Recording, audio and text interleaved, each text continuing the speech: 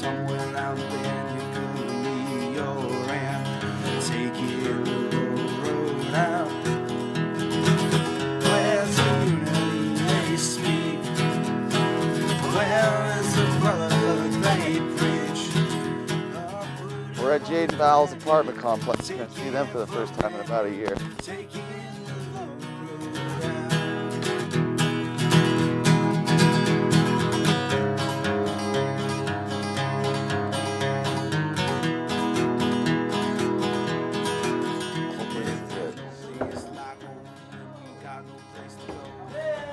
It's the Rouser clan?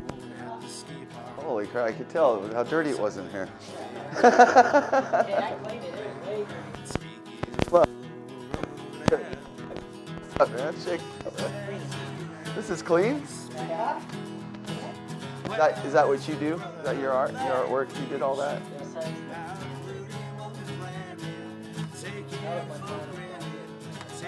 Really?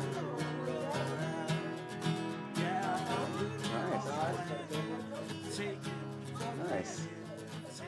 And the Panther, you guys got that out of the Mint bar, didn't you? Yeah, we got that when we were little, like 3 years old. Is that from the Mint? It's been sitting above our bunk bed since we moved in that house. That's awesome, yeah.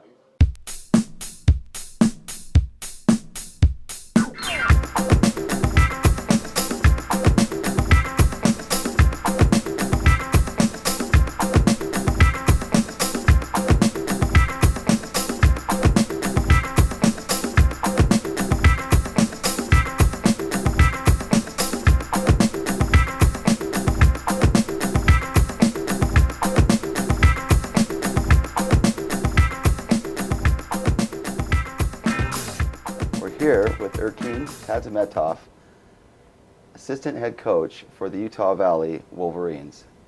Coach, could you tell me a little bit about your history in wrestling? What got you started in wrestling, and where are you from? Yeah, first of all, I'm from Uzbekistan, and you did a good job pronouncing my name. That's good. I appreciate that. I grew up in Uzbekistan. I moved to U.S. when I was 19 years old. But I started wrestling when I was 7 years old. My mom took me to this wrestling club really close to my house, and since then I got involved and love wrestling. And so what did you accomplish when you were over there in Russia? I mean, what did you guys, as far as there? I know in Russia you guys do freestyle and Greco, right? Yeah, we usually pick a style and stick with the style. We don't do both styles. And my style was freestyle back home. Since little, I won 9 national championships, cadets, juniors, and senior level, all together. So I was #1 guy in my country, cadets and juniors. My last year, 19, when I was 19, I was the #1 guy in senior level also, when I moved to U.S. So when you came to the U.S., what did you kind of do here as a First I wrestled for Central Missouri. I wrestled for Central Missouri University, which is a D2 school. Then I transferred to Colby Community College, which is a junior college.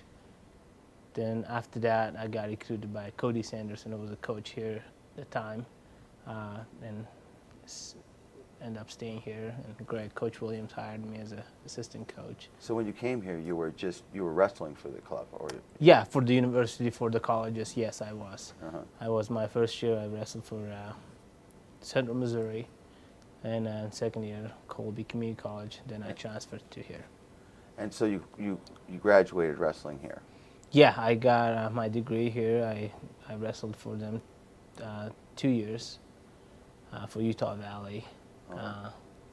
Did you find it a little bit hard to transfer from that freestyle level wrestling to that whole folk style level? Let's go ahead and leave it. The whole folk style level of or kind of college wrestling that is kind of a folk style blend. Mm-hmm. Yeah, it was really tough. It was really tough for the switch over.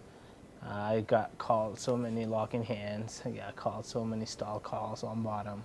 Right. You know, it was tough, and for my first year, I had a great coaching. You know, the guy just expected us to win, but he never taught us get out of bottom, and so it was hard till I got here. Then Cody Sanderson, he was a great coach, and he worked with me on bottom and on top. So How long have you been coaching for Utah Valley? This is my going in 5th year. I'm enjoying it. I love it. It's a great place. I wouldn't go anyplace else. This is a great place to raise a family. Great program. All our administrative stuff is great. They're all about wrestling to help us. So we've been having a great recruiting class. Last 2 years ago we had a number 11 to up to 16 recruiting class. Now this year we, again top 20 on the recruiting class. Right. Still have a couple guys that we're going after. Right. Let's talk about the dual tournament we're going to do with the Cowboys this weekend. And what do you think our chances of winning the tournament are? What kind of weight classes do you see us having some struggles with? Or well, let me talk about Wyoming a little bit. Wyoming's a great program. Yeah. They got great coaching staff. They got same thing. They got all the support they need. Great program. They have a good lineup, but we have a great lineup also. We will match up with them really good. I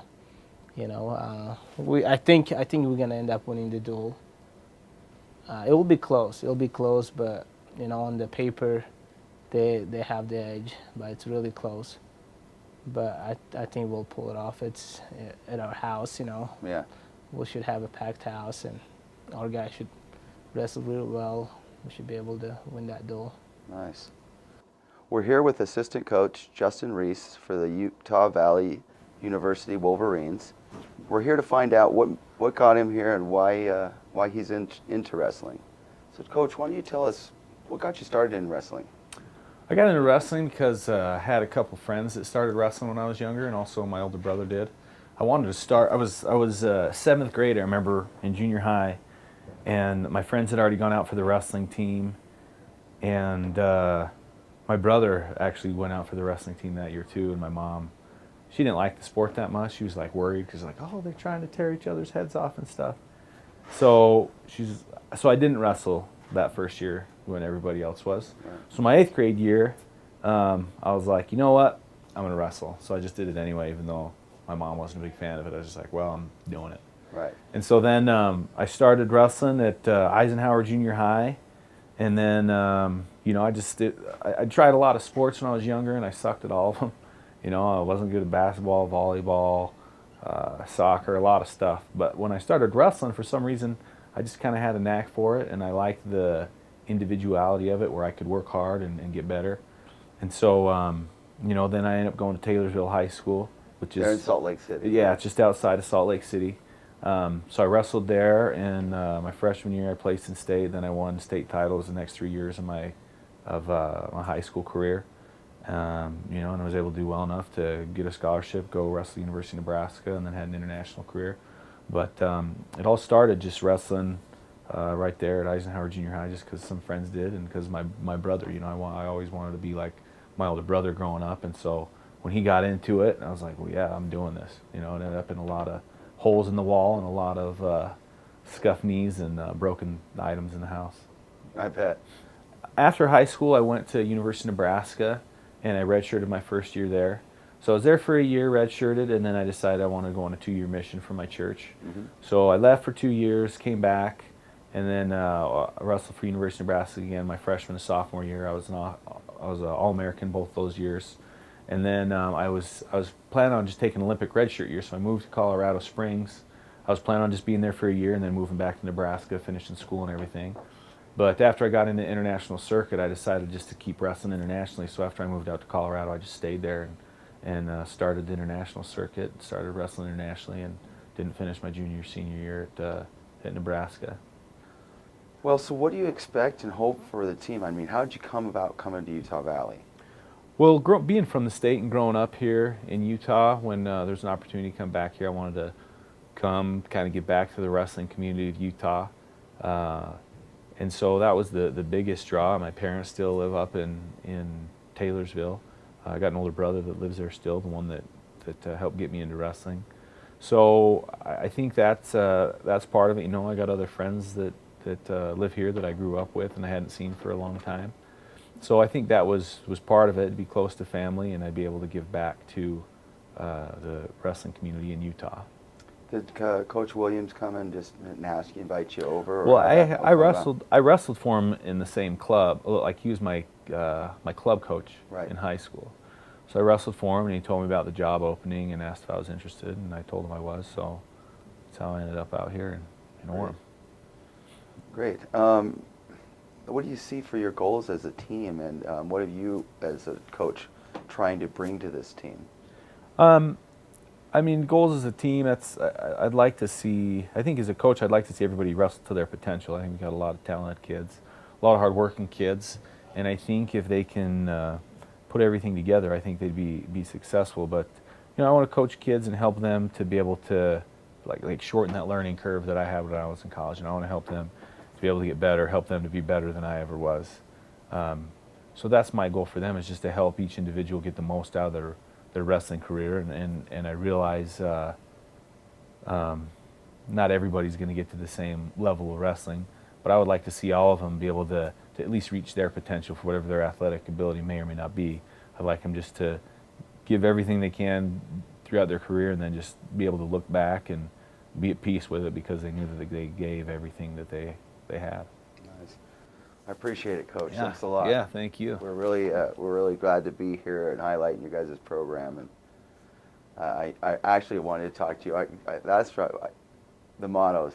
I wanted to talk to you about that, because when you first came on, Val kept texting me your life lessons. Life lessons. You don't have a life lesson for us today.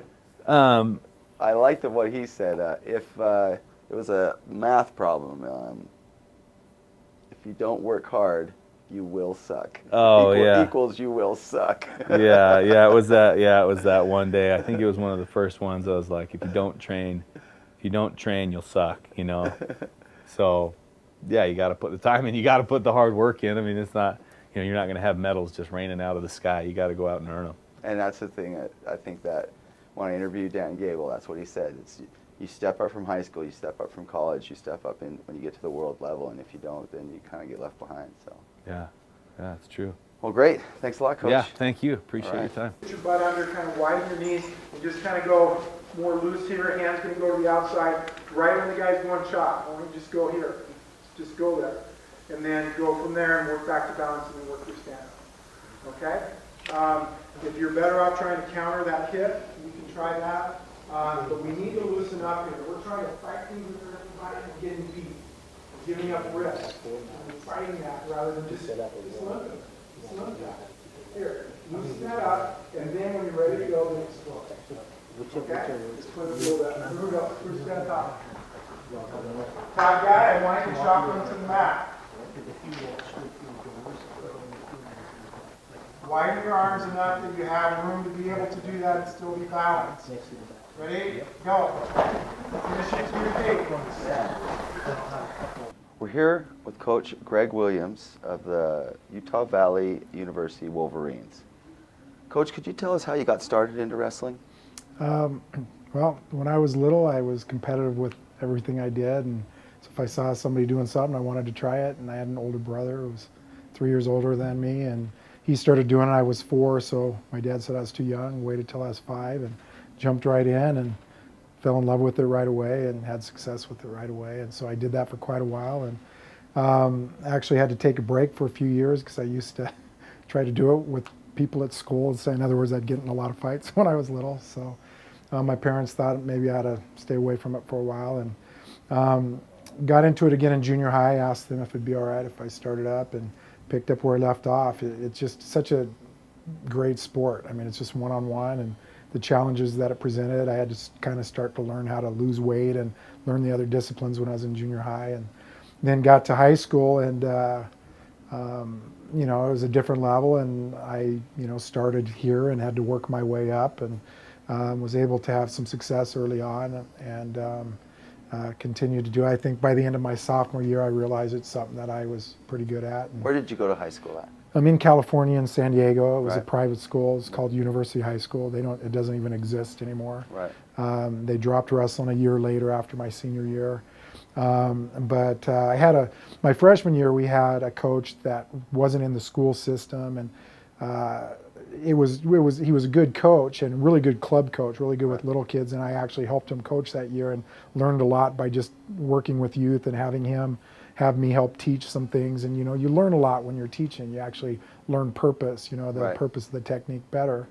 And so I think that helped me grow a little bit. But my dad had a decision to make, because I was pretty serious about it by that time. I was really good in baseball and decided to give it up to wrestle year round. And so we decided to find a coach, or I was going to move into the best school that was in the area. And we went up to the state meet that year, my freshman year. I just missed qualifying. And so we went up to watch, and he started asking around, and we met a coach that was the assistant coach up at Madera High School up in California in the San Joaquin Valley. And he ended up coming down and coaching me my last 3 years. Was a great technician, and what was his name? His name was Corky Napier. Okay. And he had some college experience and was just great in nurturing youth and nurturing, your wrestling skills. And I wrestled year round, went to all the national stuff at the time, and did pretty well. And so I started getting some letters. And then, my senior year, I went and visited some places, and ended up going to Utah State.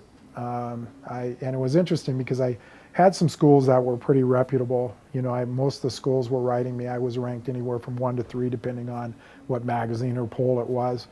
But some of the schools, back then, a full ride wasn't unusual.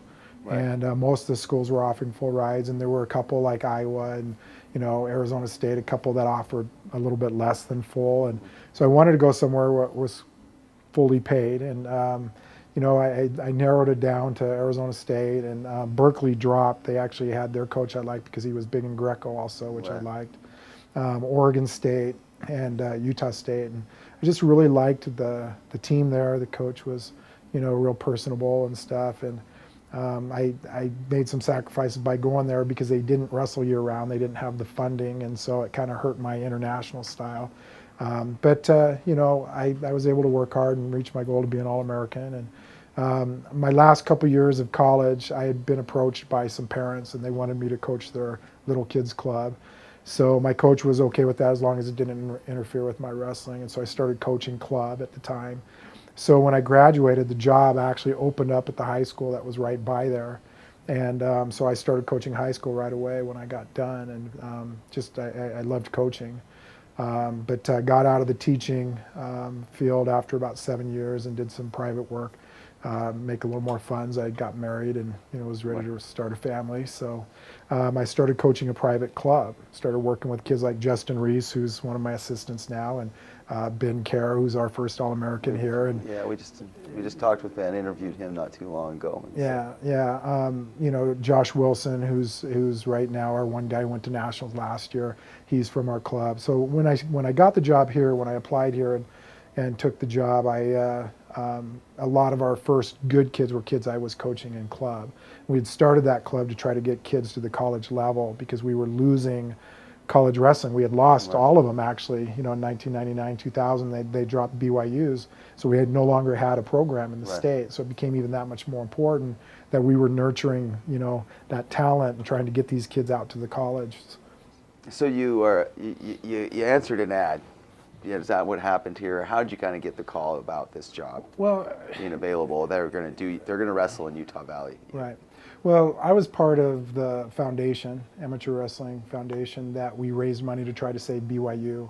Mm-hmm. And so we had raised $150,000 to try to save it. We didn't, and then all of a sudden Utah Valley, which was at the time Utah Valley State College, they were going to a 4-year program from a junior college. Right. And so our committee or our officers approached the school and they started wrestling here. Well, the first application process, I knew both processes because I knew one of the guys who was involved with it, used to coach high school wrestling and had been a good friend of his. And he actually had wrestled at BYU, but he wrestled at Utah State 1 year before his mission. So that's how I'd gotten to know him. And so he wanted me to apply at that time. They want, it's a unique position because you really need to have some good Utah ties. They want this program to use a lot of Utah wrestlers, and Utah has some talent. And if we pool our resources and really develop that talent, you can have a really good program here with a lot of Utah kids, you know, competing here. But when they first did it, Cody Sanderson, Steve Sanderson, who's his dad, you know, who's all the Sanderson boys, Kel's their brother, dad, right, and his brother, you know, John Webb, who had coached at Weber State, there, Joe C., who had coached at Bakersfield and Oklahoma State, and so you had some really good candidates. And I was running a club. I had about 80 kids on my club that were wrestling year-round, and I really liked what I was doing. It gave me the freedom to be with my family, to be able to run this year-round, take them to the meets they needed in the off-season, be able to be with them during the season. I'd go out to all the high schools and work with my kids, you know. So it was a really good situation the first time around. Right. And they hired Cody Sanderson and did a great job technically with everything. You know, just he's a tremendous coach, and he's doing a great job with his brother Kel out at, you know, Penn State. But when he left, when they took the job at Iowa State, they opened it up again, and so I'm hearing who's applying, and it was not a good pool. I mean, they're good coaches. It wasn't that they were bad coaches. It's just they didn't have the Utah ties. Right. And really, you needed to have those connections within Utah, and your college experience and the recruiting ability and so forth. So on paper, you know, when I did my first interviews with the AD, it would have looked like I was not the best candidate because I was the only one who wasn't in a college room at the time. But I was the only one who, on my own merits, had developed guys like Ben and Justin and guys who were, you know, going on and were going to be very successful at the college level. But my ties to Utah, you know, were by far the strongest. So this weekend on Friday, you got the dual tournament against Wyoming, Coach. Tell us what you expect from this tournament and what do you expect the outcome to be? Well, you know, Wyoming's ranked 16th in the country right now, and they're ranked that way for a reason. I mean, they're well coached. They have good talent in their room. Coach Branch and his staff have done a great job. So, you know, on paper, it looks like we'll get pounded. We're a young team, but I don't think that's going to happen. I think that the matchup is going to be really interesting. You've got two guys that are in the top 25 at 125 with Jade and Tyler Cox. It's going to be a good match. Tyler is a really good wrestler. Val actually wrestled him at Nationals when Tyler was a year older than Val. Val was a junior, and he ended up pinning Val. And Val's, you know, really talented wrestler. So Tyler's got a lot of talent. At 33, they'll most likely wrestle a kid named Eitzen, who Val lost to last year in a first tournament we wrestled in. If Val's healthy enough, I think we can win that match because we've improved a lot. I think we're the better wrestler. 41, we've had close battles with both kids that they could wrestle. And so that'll be a battle, but I think that we can win that. 49 is our favor. They've got a good kid, and he's beaten a couple good kids, the Richardson kid from Wyoming, but I would think the edge would be ours at that. 57, they're ranked, so you know you'd have to give them a pretty good edge there. At 65, I feel like we're favored. We beat them at 74 by 1 point before. We haven't wrestled them at heavyweight, but they'll be favored at 84 and 97. So I think it's going to be a battle, and I think it's our best chance since I've been here to be able to beat them, even though they're ranked pretty high and they have some really good kids. Who's their head coach over there? Mark Branch. Mark Branch.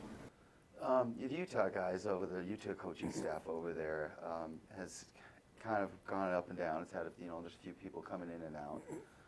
The program's relatively new. What do you feel about the program there? Well, I think, you know, although we're competitors, I think you have to root for a team like that. I mean, number one, you know,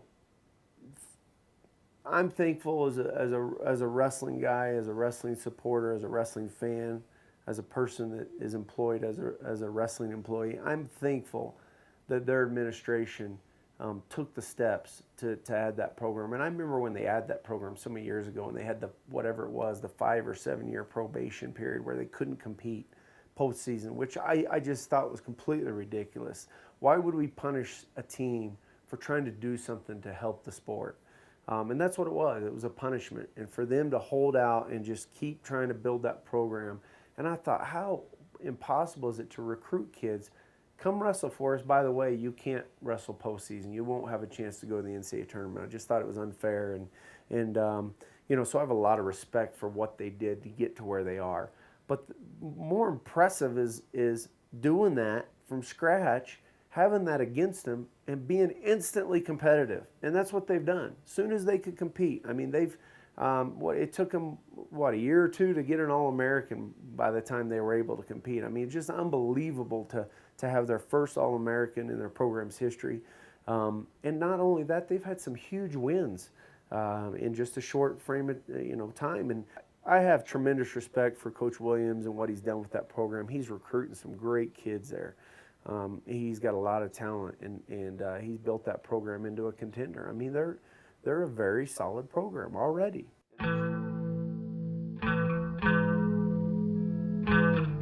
Hi, I'm Justin Crippen with AmericanWrestlingStory.com. We're here in Orem, Utah, home of Utah Valley University and the Fighting Wolverines, where they prepare to take on the Cowboys from the University of Wyoming.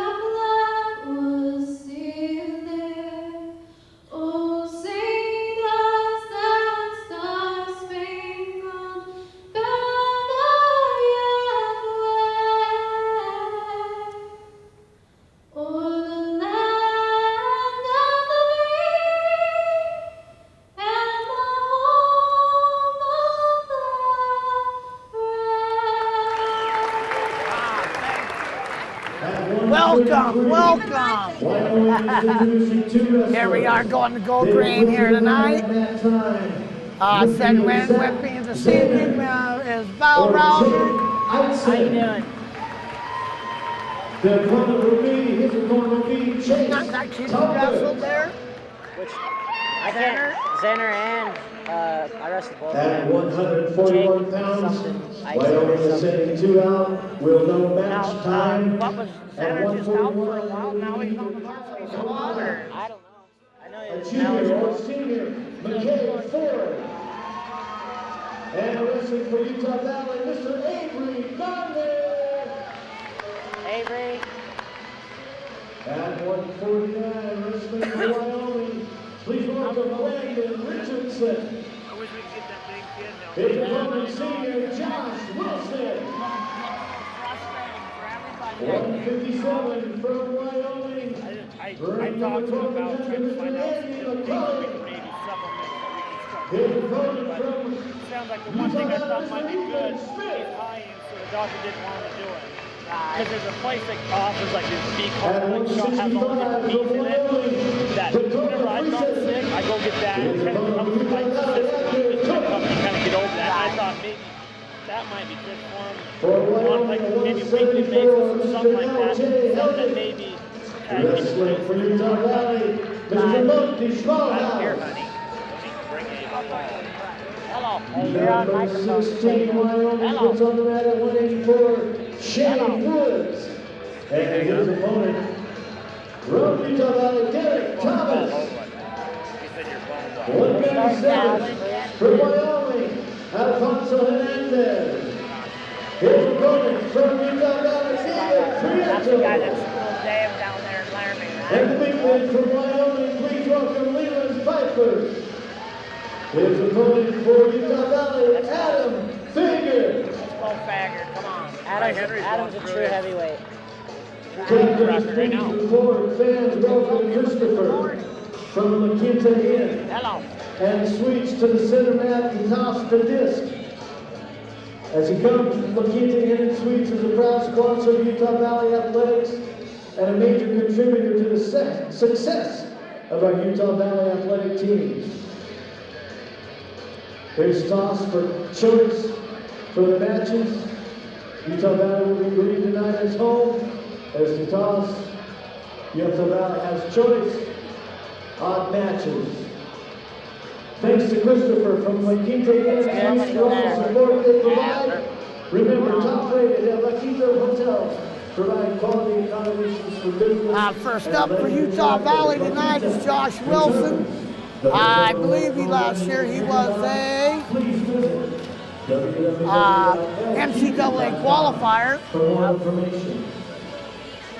Conference, you got second at conference. The second in the conference. What else has Josh done? Brief recording on the side with the Utah Valley Western Wyoming creating a documentary this year. We'll take about Well, Josh has done a lot of things. And thank you, Justin, for this evening. Gonna have a good evening tonight. Go, Josh. We're here with Josh Wilson, wrestler at 149. Josh, could you tell me where you're from and what made you come to Utah Valley?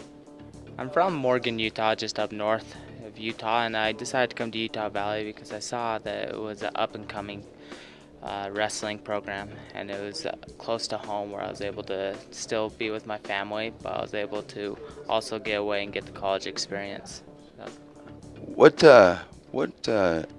grade are you right now? I'm a senior right now. So this is your final year. Yeah. What, who do you looking at wrestling tonight? Brandon Richardson, I think is his name. Have you ever wrestled him before? No, once 3 years ago, and I beat him pretty bad, but he was a freshman that year. But so now he's a sophomore. He's gotten a lot better lately, so it'll be a tough match. Well, great. Thanks for talking with us. Appreciate it. Oh, anytime. Thanks. All right. Utah Valley, are you ready for some Division I wrestling? I can't hear you. Are you ready to wrestle? Ladies and gentlemen, please welcome at 149 from Wyoming, Brandon Richardson.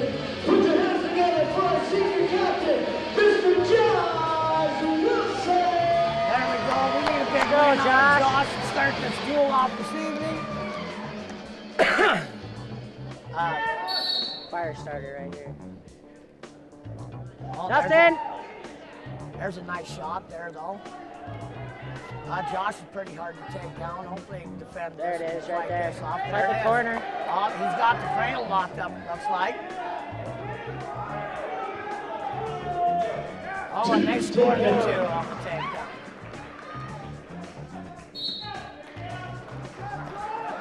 Adam White. Nice defense. That was a deep shot. How about? Oh, yeah.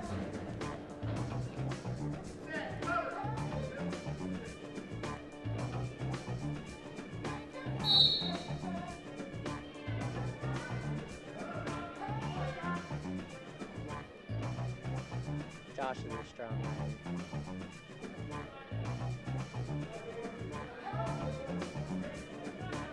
Got a lot of leg power, don't he? Oh, yeah. Not chest. Oh, looks like he's got a run and a half right, and a claw there in the tight waist.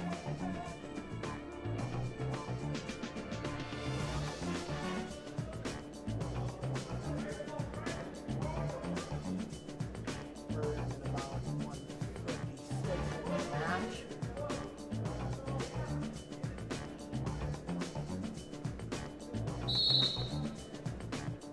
Stalemate, restart.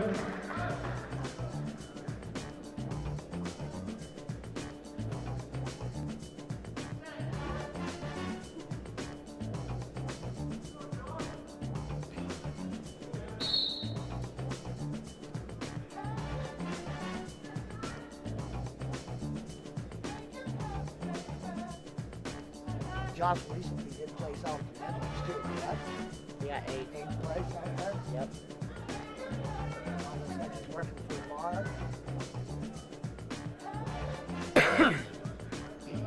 Riding time advantage, Utah Valley. 3-0.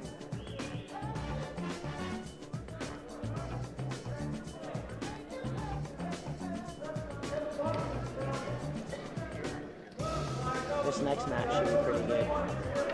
Next match. Ethan and Macaulay. Oh yeah, that should be really good. 1 minute remaining, first round.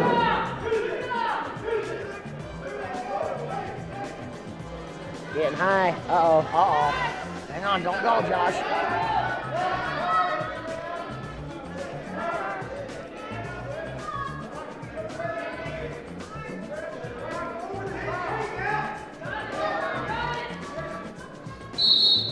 Nice.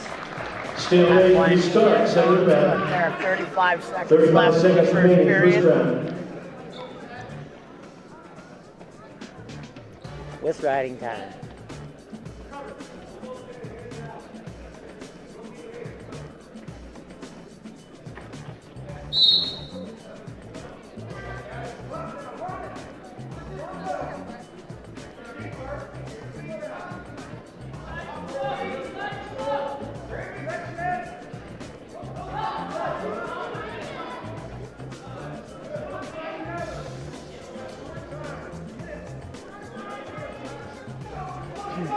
And 15. There it is. Oh, nothing yet. There we go. No points scored 5 yet. seconds. 5 seconds left. Snap on. Nothing. And there is no points scored yet at the end of the first period. That could have been a reversal. Yeah, he was close to that. You know, when he comes out front like that, don't you get a little bit scared that he is going to get reversed? I would be. Definitely would be scared for me. Yeah. Home of the Wolfpack. Yeah. Start the second round, Wyoming takes down position, score 2-0. 2-0, and there's 2 minutes and 38 seconds of ride time. Oh, that was a nice stand up. He was up and out of there. This would be a big momentum booster if we won this first match.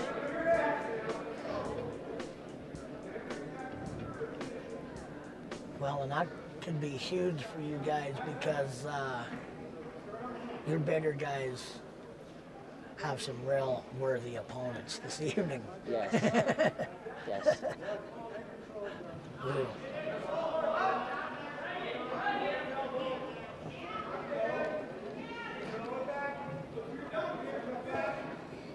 You guys are doing really good. Bryce said, can you mention names of some of the moves they're doing? Oh, okay. And I'm here to remind you to grab that mic when you interview them and stick it in their face. Oh, The okay. winner will come over to here. Make Okay. sure they're all facing that way. Okay. Say anything you want. Okay.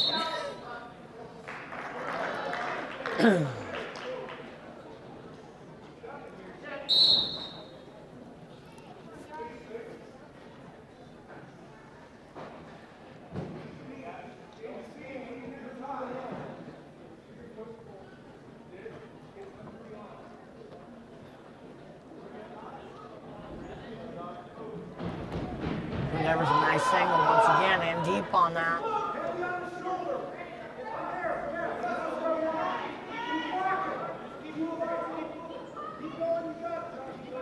Josh got that ankle hooked. He's working his hip.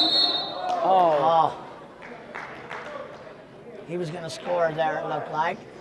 On a goal behind.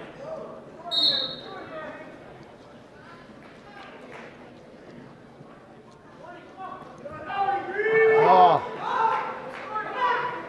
Nothing. Utah's called for stalling there. He's got a low-level single. He's trying to come out the back. Oh, and there's a scramble. Nothing scored yet. Nothing. Man, Josh, he can defend. Wow, there you go. 2 nice shots in that volley. Is that it? What's this kid's name? I believe that is Brandon Richardson. I know who this is. I went to wrestling camp with this kid at Cobra. Oh, did in you? Oregon. Yeah. He's from Idaho. Rathdrum, Idaho, yes sir. Went to Lakeland High School. Josh is a homegrown Utah boy from right out of this area, I believe, isn't he? Morgan. Okay, there you go, Morgan, Utah.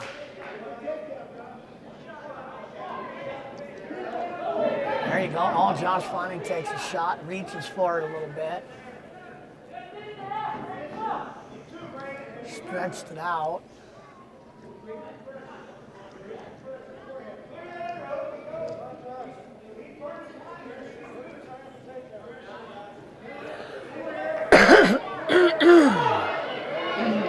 Could lift that outside elbow right there. Yeah. Go to the elbow pry.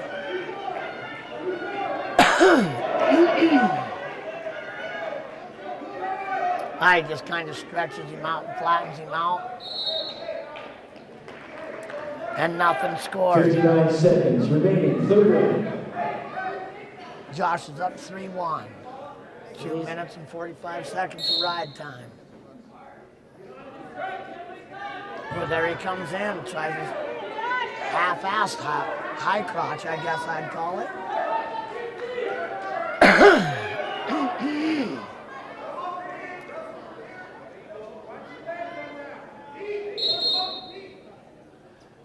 Man, you know, a really nice cold bottle of water would feel good right now. I'm sure Josh could use a drink too, huh, Val? Oh yeah, definitely could use a drink at this point.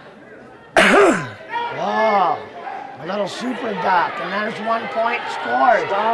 He could be in trouble right now. It's 3-2. No point scored.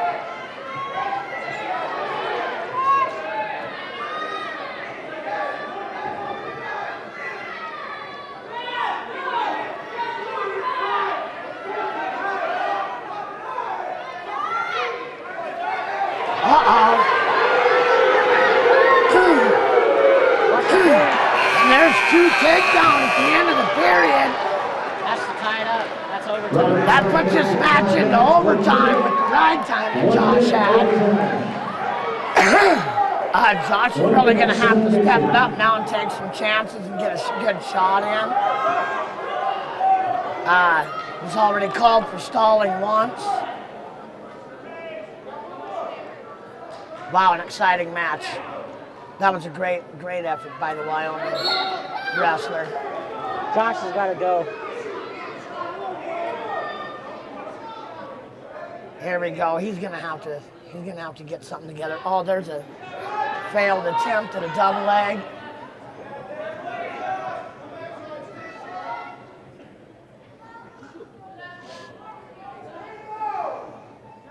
There's a nice single. Deep single. Let's see if Josh can defend this shot right now. Sudden death in overtime. Nothing yet. Giving up nothing yet. 25 seconds. Nothing still. No point scored. Oh, the Wyoming wrestler, he hooks the leg. Putting Josh in possible danger now. Oh, and scores at the end of overtime. With 8.1 seconds left on the clock. Big loss for Josh. Devastating loss for Josh. And your winner. Not sure if these two guys have faced each other this year or not. You have to interview this kid or what? I guess if he comes on over. There'll be 1 minute. 1 minute.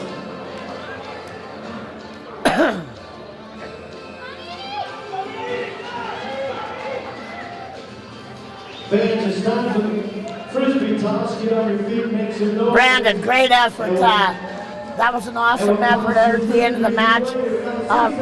You took most of the shots in the whole match. Did you think you wore him down a little bit? Definitely. We push a hard pace in practice, and we got a great coach, Mark Branson. I just want to wrestle hard for him. We got a great team, a lot of great attitudes. And when I'm feeling tired like that, my team lets me out. I'm on that all by myself. So. That was awesome. Great effort tonight, man. Congratulations. That was a big win.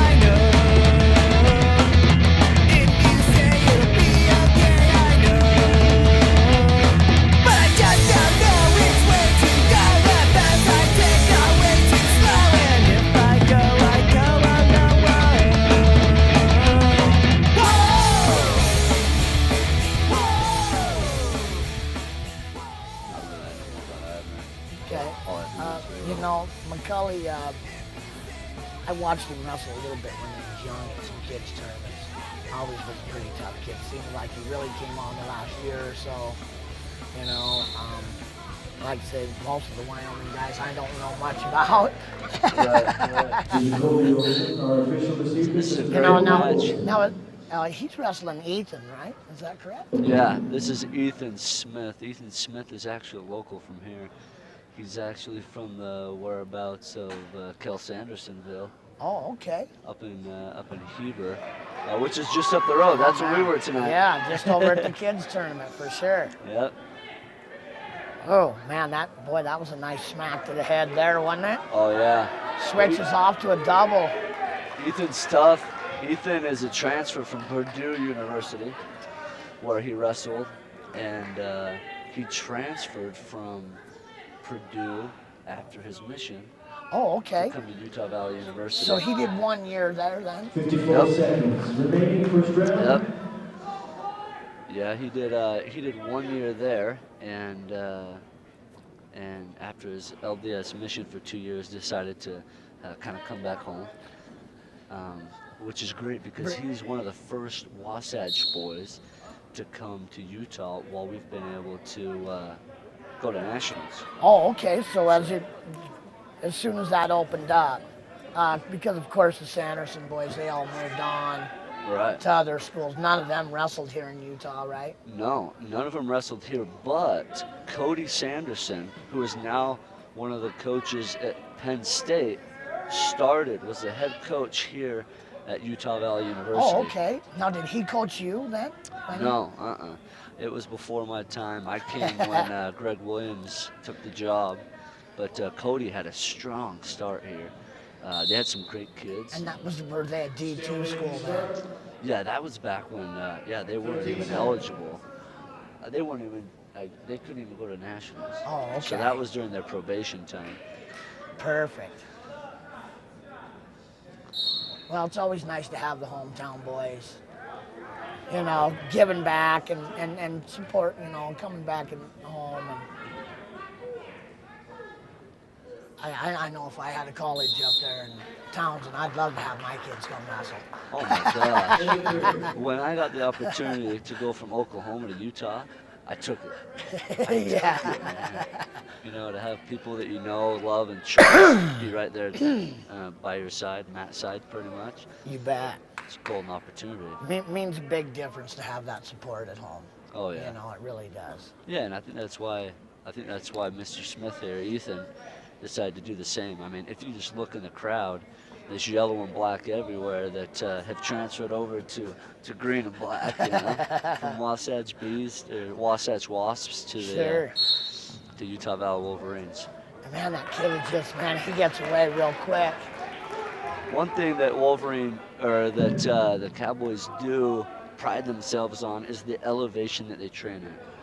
So if you go to the university, walking in their locker room, it says, "Welcome to like the highest, or the gym with the highest elevation in the country." Oh, okay. And it's almost like a warning sign. So now, because of course, they're almost a mile high there, right? Yeah, it's crazy, and it's freezing, so they're just naturally tough.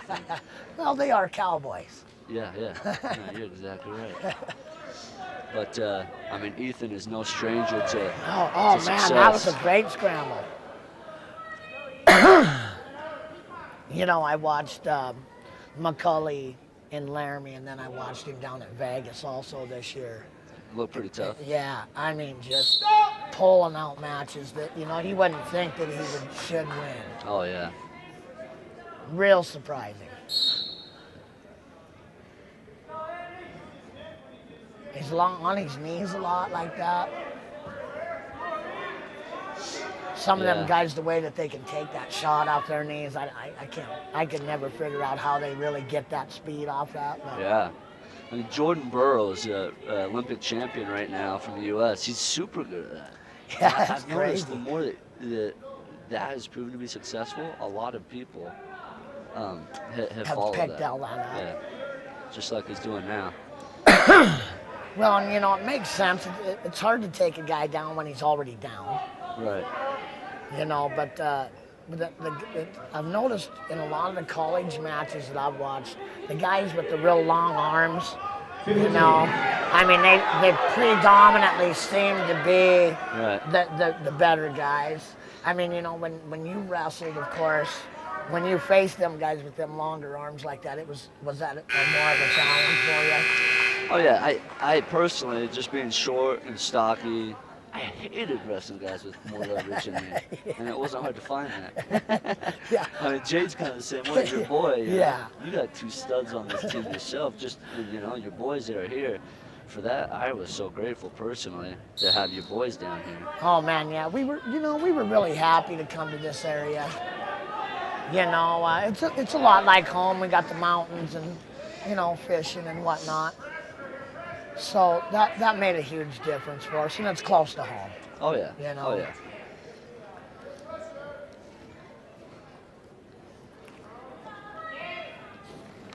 I tell you what, every time I went to the Olympic Training Center, the Zadok brothers and everyone else from Montana would just mention and rave about your boys. Yeah. How are they doing down there? And I was just so proud to say that, you know, they were training with me. So. Well, you know, and I never actually really watched much college wrestling at all until the Twins had signed with UVU that fall, and then of course, you know, you were in the NCAAs that spring, and we watched the match with you and Anthony on TV, of course. And man, I mean to tell you, that was exciting. Man, that Ethan is one tough kid. It is tough, and if he can pick it up right now, then he has an opportunity to come back and maybe avenge a big point deficit. Because I think he's lost to this kid earlier in the season. There we go. Oh, there we go. Well, we're 3-0. With riding time, so really 4-0 that he can't knock off at this point now.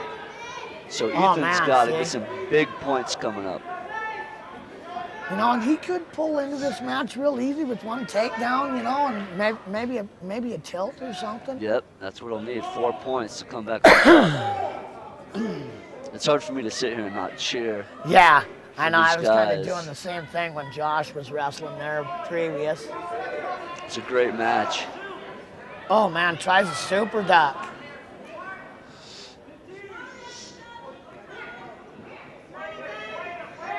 There we go, 9 seconds left on the clock. Come on, Ethan, one good shot here. Yeah, he'll need to do something really, really quick here to get something going to be able to score some back points. Ooh, and he's in. He limps on that. Out of time. Man, he looked like he could have scored that one. Good match by Andy McCauley and Ethan Smith. And that puts Cowboys back on top, 6-0. Let's see. Yeah, and so now, Ben, they get 3 for a decision, 6 for a pin, and then a major decision, which is, by 10 points? Yep, you're exactly right. We're going to have the opportunity to talk with Andy right here as she just finished his match. Here we go. That was a great match. You probably don't have very much of a breath right here, but tell us about the match and how you felt like you did. Wrestled like shit, honestly. Got in 2-3 different shots, didn't finish them. Didn't come out, finish those shots. The match was wide open. I mean, probably got too big of a blow in my warm-up, but got the dub. That's all that matters, I guess. Just got to improve from here. I like that. I like the mentality you have with that. With the wrestlers that are watching, hundreds of thousands of wrestlers that will watch this, what's the advantage of the warm-up, and what does it mean to go in there feeling warm as opposed to just being cold? Your warm-up's everything. I mean, it showed in mine. I went a little bit too much, probably my emotion a little bit got to me, but I mean, if you don't get a good warm-up in, you're going to go out there and wrestle just like you probably do in your warm-up, slow and sluggish. You go out there, wrestle hard in your warm-up, get after it, your lungs are going to be open, you'll be firing on all pistons. So where do you guys go from here? Who's your next competition? Tomorrow morning we fly out to California. We have 3 duels. I think San Francisco State, Cal State Bakersfield, and Cal Poly. 3 good duels in one day.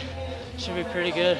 Yeah. Well, with a successful match, we wish you the best on your road trip, buddy. Thank you, Ben. Yeah. See you. We're here with Abner Cook, wrestling 165. Abner, could you tell us where you're from and what made you come to Utah Valley? I'm originally from Pocatello, Idaho, so it's 3 hours north, and that was a big deciding factor. Also, was just the location of the school. The coaches were also a key part of that, and being a part of building tradition. You know, it was a new school when I came here. The first couple of years, we weren't allowed to, compete in the Division I NCAA Wrestling Championship. So, I mean, my first year here, that was the very first year they competed, and building a program and being a part of something like that was very exciting to me. Who are you wrestling tonight? What do you think of your chances? I believe I have I think his first name Dakota Freest from Wyoming. I mean, I like my chances. Obviously, it's an important match. Any conference match is very important. You can't drop the match right now because it's gonna hurt you later on. But I mean, I like my chances. You just gotta go out there, wrestle hard. I'm not gonna do anything different than I have all year. That's it. Just go wrestle hard, have fun. Have you ever wrestled him before? I haven't. We've had some common opponents throughout the year, and I mean, from judging by that, it should be a close match. But I mean, I try not to put too much into that kind of stuff. Each match you gotta treat it as an individual, and that's it. Just go wrestle hard tonight. We appreciate everything. Thanks a lot. Thank you.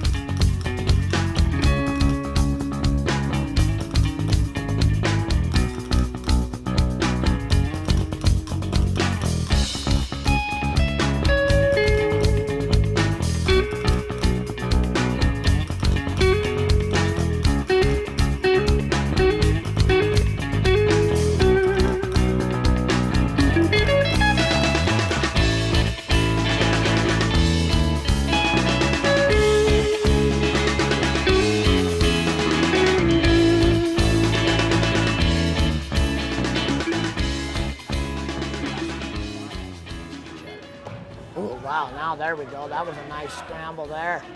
Oh, that's getting me excited. I did a little yelling today at some of our guys over there at the kids' tournament, so my voice is a little loud. No worries.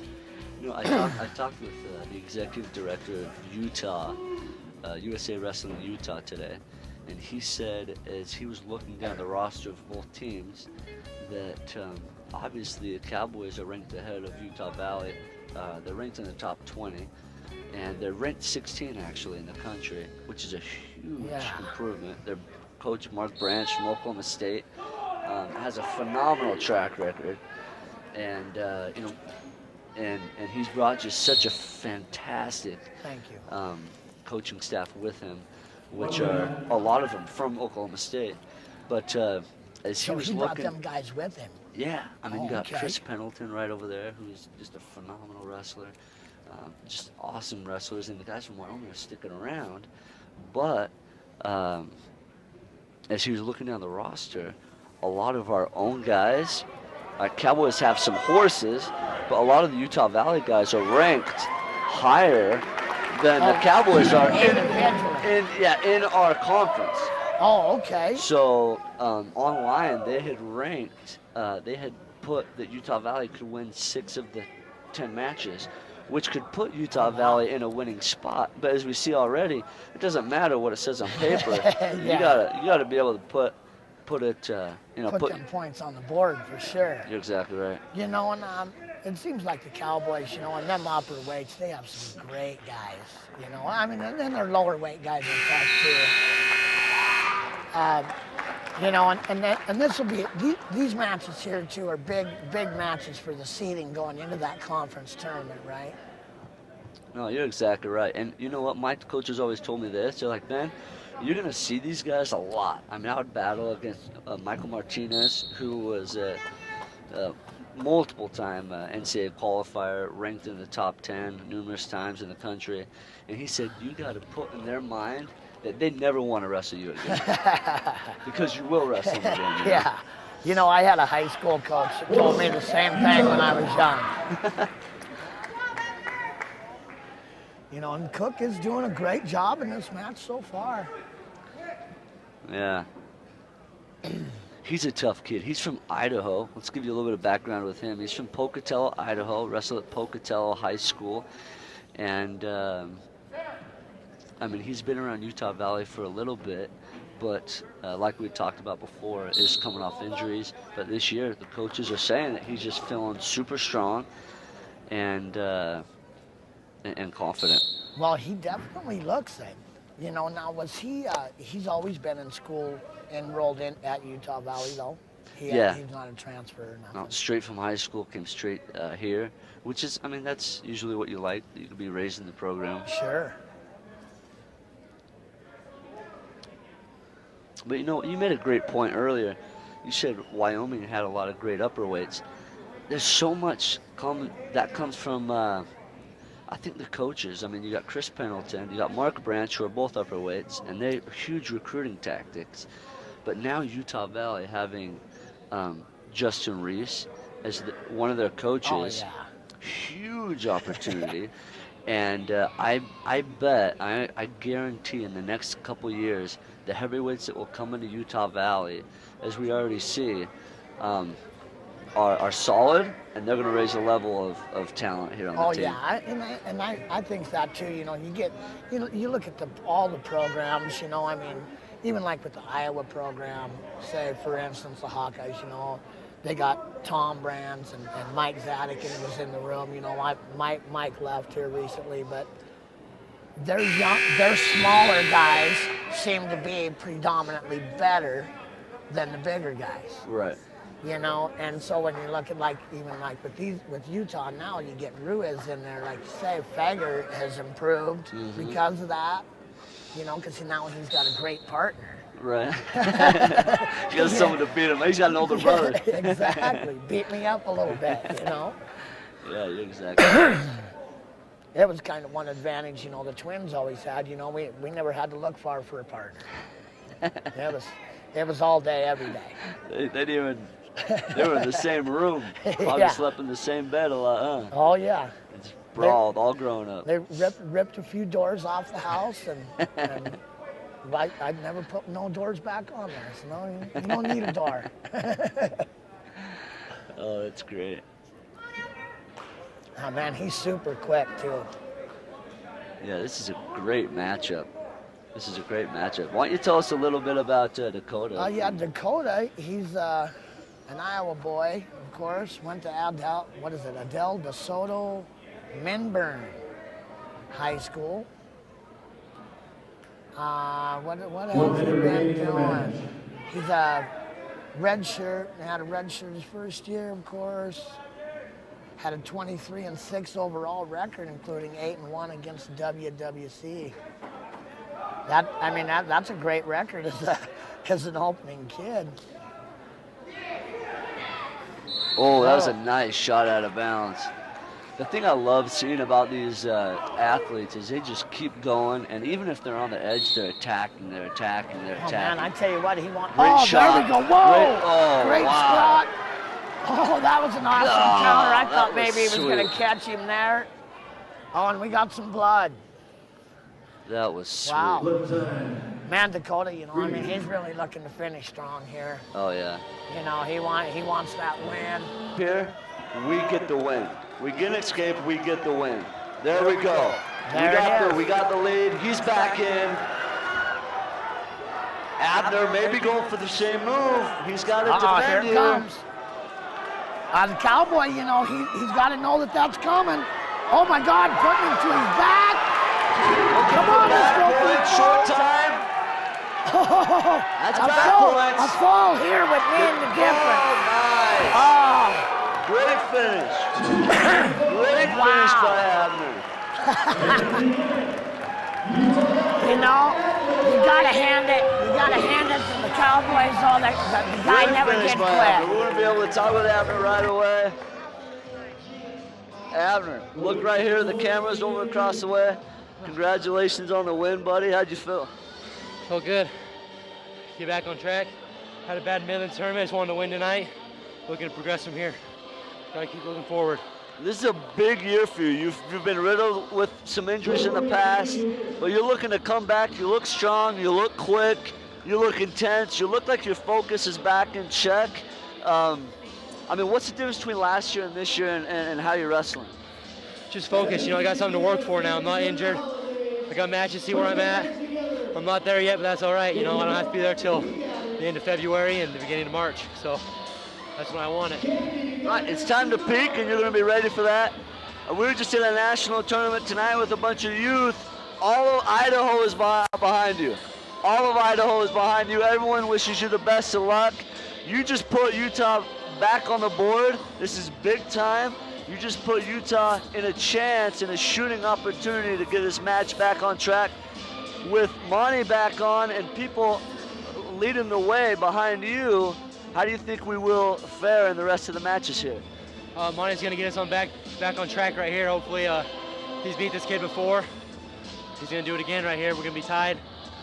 You know, I wanted some bonus points, but I'll take the win tonight. Well, congratulations, man. Thanks a lot.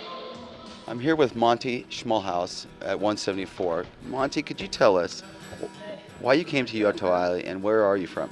I'm from Tula, Utah. It's about 30 minutes west of Salt Lake. It's a pretty little town, but I came to Utah Valley because when I come on my trip, I like the atmosphere with the coaches and the kids already on the team. I like that it's close to home. My family can come out and support me. Just location and the atmosphere, I guess, mostly. Who are you wrestling tonight? Could you tell me if you've wrestled him before? Yeah, I'm wrestling LJ Helbig, I think. I wrestled him at our very first tournament at the Cowboy Open. I wrestled in the finals. It was a one-point match, I think, but I ended up beating him. So, yeah, it was a pretty tough match. But tonight I feel like, if I dictate and just go out there and wrestle my match, I'll be able to beat him again. So that's what I plan on doing. Well, we appreciate what you've done for the team, Monty. Thanks a lot. Yeah, thank you. Good luck tonight. Thank you. Pumped him up and down a little bit. Is that right? Is this the 84-pound weight class? He's at 84. This is actually phenomenal. I mean, Monty's beat him earlier. He beat him earlier in the season. This could be a great opportunity for him to solidify that. Hey, listen, I'm here to keep my wins where they are and not go a rubber match type of thing.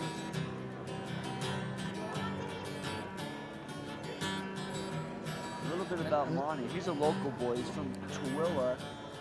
You know, do I got the right guy there? I don't think I do I?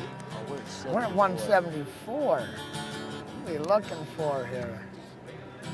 How big's an 84-pounder, 97. Going through the paperwork. I think they did this wrong. Yeah, that's him, isn't it? I think so.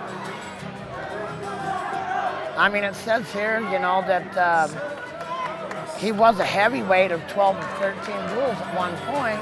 Monty in with the shot, great scramble. They give him a 2. I think it was premature. Yeah. I think it was premature. There's a 2 reversal. That was questionable. I don't know that was a questionable call, but hey, you can't leave it in the ref's hands. That's for sure. Boy, lots of matches been won and lost by referees. Oh my goodness, too many, I think. You know, I don't want to say that take anything away from Anthony Robles, but if I would have been the referee when you wrestled him, I would have scored that takedown at the end of the match. Yeah, I mean, I wish you were my ref in that case. Anthony's a great friend of mine. I mean, we were just texting back and forth today. Him and I are really close. If you're going to lose in the national championship semis, you want to lose to someone like him. Yeah. And, you know, I wish him the best in everything he's doing. He's a phenomenal person of inspiration. But, yeah, just a great person altogether. How are you? But we're back on top. I mean, we're still, I mean, they gave the takedown, and then they gave reversal, which was questionable. I mean, we have money now with riding time. Now, if you guys out there don't know what riding time is, it's a minute surplus of what the other person will have for riding time. So riding time is when someone's on top, they're in the control position. 15 seconds. And so, for example, Monty has a minute 20 right now, and if the other person were to reverse him, they would reverse that countdown to 119, 118. And if Monty, at the end of the match, is 1 minute or more, then that's 1 point added to his total score. Okay, now they just give a point there. Is that an illegal hold? What's he called? You know what? It looks like... Oh, and a quick reversal there, too. That was beautiful. And he's going to throw him out of bounds. See, you know, I've noticed in the college wrestling also, man, these guys want to fight. Yeah, it's a problem. You get there, and when you get in the room and they say, all right, hand fighting, they're not joking. It's like a real fight, you know? I mean, they really want to beat you up. Which is kind of crazy, you know? You get into high school and your coaches tell them, no, you're too rough, you know? Your referees are trying to calm everybody down and keep everything all nice, and then you go into college and no, kill him. Yeah, you got two grown men with hairy chests. I mean, if you see LJ's picture right here, he has a big old beard, a gnarly beard here. Obviously in college you have to be clean shaven, but these are grown men here. They're not joking around. Oh yeah, no, that's for sure. Oh man, he's got to be super strong. Oh man, nice return again. Maybe you got to be a freestyle wrestler from the looks of things. Oh, and he goes ahead and gives him the escape. Second period, 1:30 left. LJ brought the riding time down to 51, so there will be no points given at the end of the match if it stays where we're at now.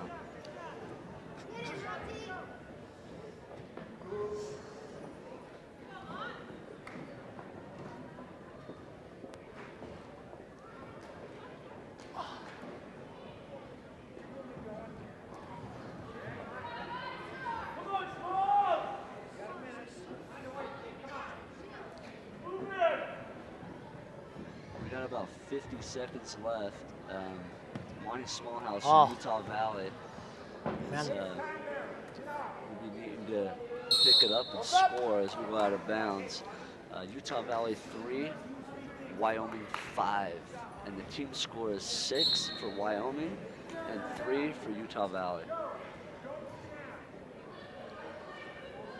Yeah, he's really gonna have to get something done here quick. You know what? You know, but he don't really want to get in too much of a hurry. He's still got another period. Yep, still gotta be smart. Can I get it? 25. You know what? You just bought fight shorts. So if you're just joining us now, this is our 4th match. The first match is with Josh Wilson from Utah Valley, and that was a pretty big upset there, I thought. You know, Brandon did wrestle a great match. Another Idaho boy. Yep.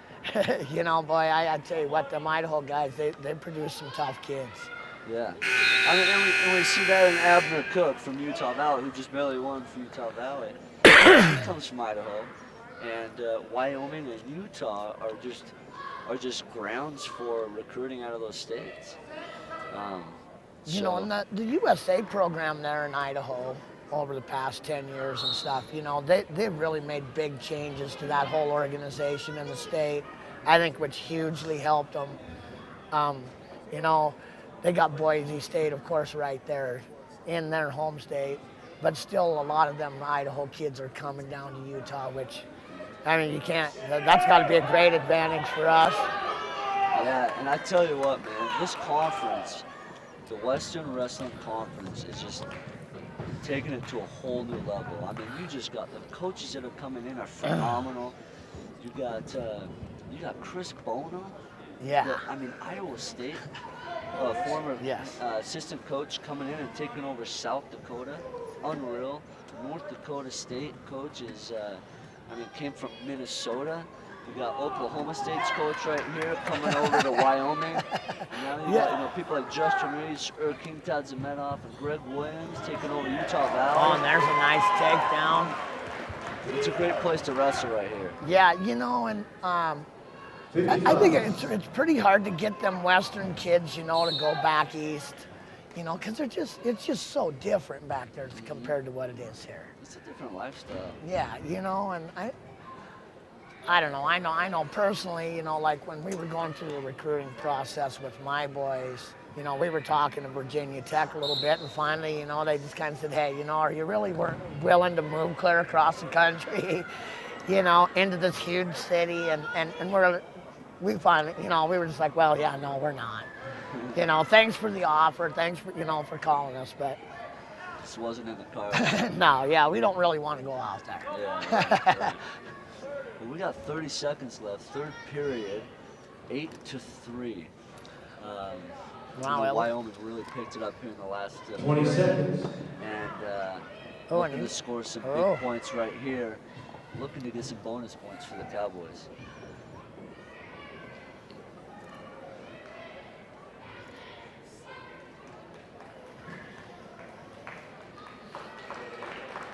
Great match by LJ.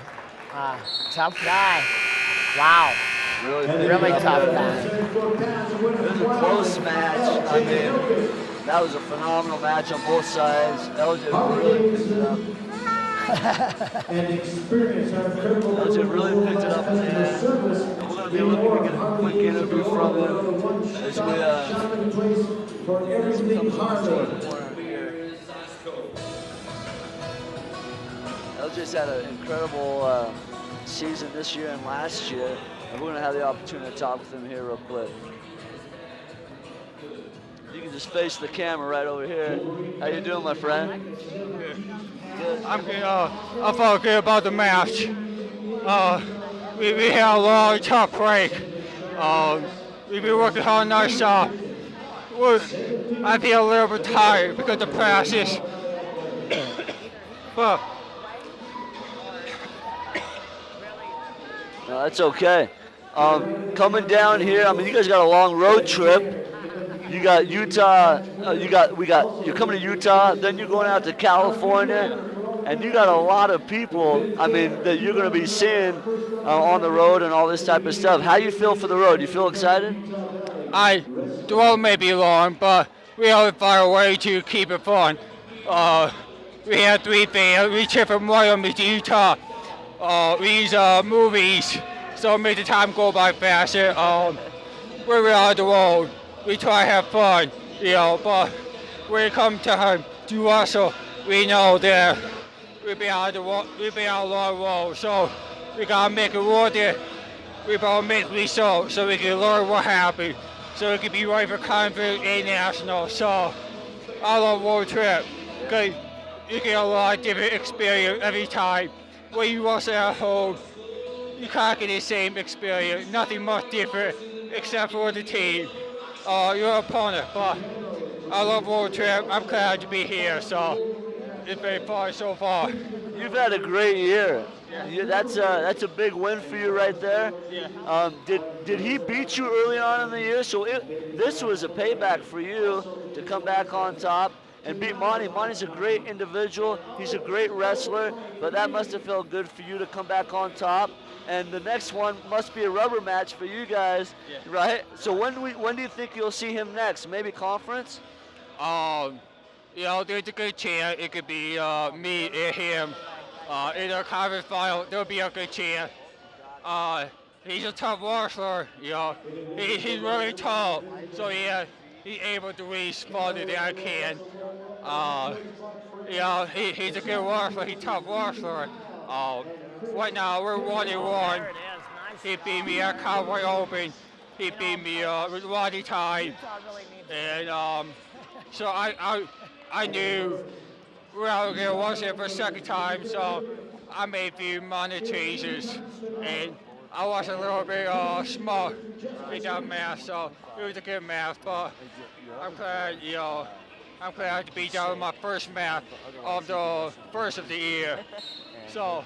Well, you proved yourself today, and you look good. Yeah, and Jade good got luck 8 on the Las road, and Vegas. congratulations. Went 2-2 at the Midlands, I actually was pretty happy with that bit.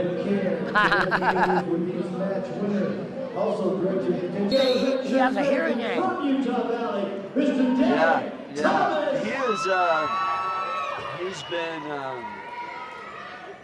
I'm not sure exactly what the history is with him, but he's been, when he wrestles, he has to take the hearing aid off, and then when he gets back on, he puts the hearing aid back on. But that's gonna be pretty tough to mat side coach, with a hearing disability for sure. Yeah. He's got to feel a lot of that stuff out and just kind of be able to eye contact the coach and know kind of what he's thinking. Yeah. Hey, so every time they're waiting for me, huh? Oh my God. Yeah. That's why I should have listened. Erkeen came over and told me to tell you, hey, he's got to shorten that up a little bit. Yeah. I didn't know they were waiting for me. I think it's great. Oh yeah, it's good. It's good, but the thing. Yeah, come on. Let's go. I didn't know they were waiting for me. We're here with Derek Thomas, wrestling 184. Derek, could you tell me where you're from and why you came to Utah Valley? I'm from Layton, Utah, just an hour north from here. The reason I came to Utah Valley is because I've known Greg Williams and Erkeen for quite a while now. They were my club coaches and all that, so I knew the coaches. I knew quite a few kids on the team, and I just really loved it out here and like our team and stuff. Who are you matching up against tonight in the duels, and have you wrestled them before? Yeah, I'm wrestling Shane Woods from Wyoming. I wrestled him my very first match of the season this year, and I actually did not do very well. Third round, I ended up getting pinned, but it was close until then, and I think tonight will be a lot different matchup, and it should be a lot better. Well, looking for some redemption tonight, are you? Yeah, definitely. Well, good luck on that. All right, thank you. Thank you. Okay, for the Cowboys, we've got Shane Woods. He is a Tuttle, Oklahoma boy. Went to Tuttle High School. Sophomore. As a high school wrestler, he was 30-0 as a senior. And he won his second state crown at 215 pounds, now wrestling 184. Derek Thomas is here local from Utah, actually from Davis beautiful County. single leg right there. He's got to come above the, he got it. Comes to his feet, which is beautiful.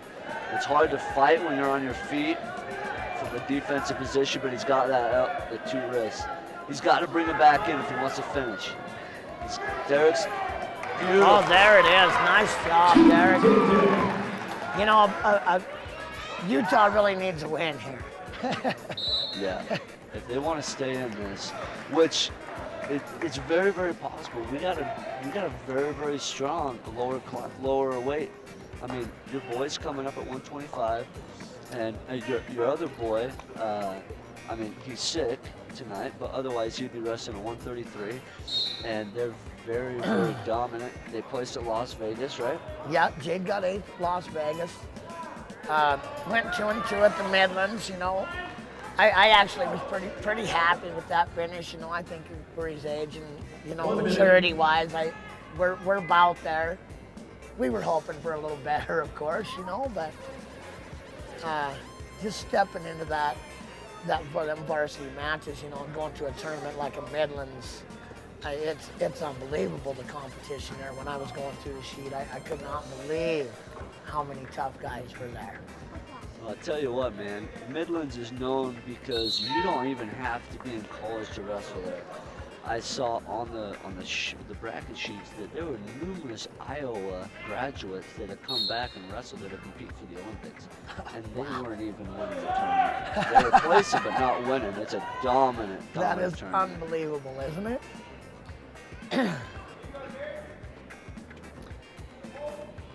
And Derek, he's a hometown boy. Yep, he's from Layton, Utah, where he wrestled with. Actually, he wrestled with Adam Fager. Adam Fager, who's here local. Oh, okay. At the same high school.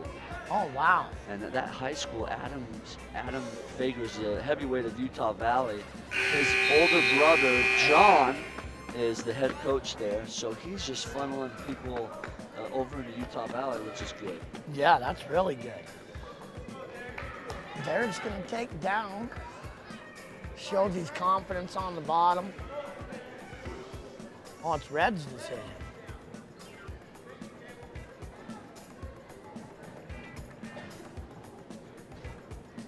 A score of 2-1. Derek Thomas takes a lead, 2-1, second period.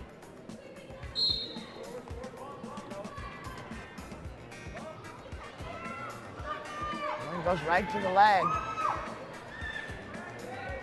Oh, man.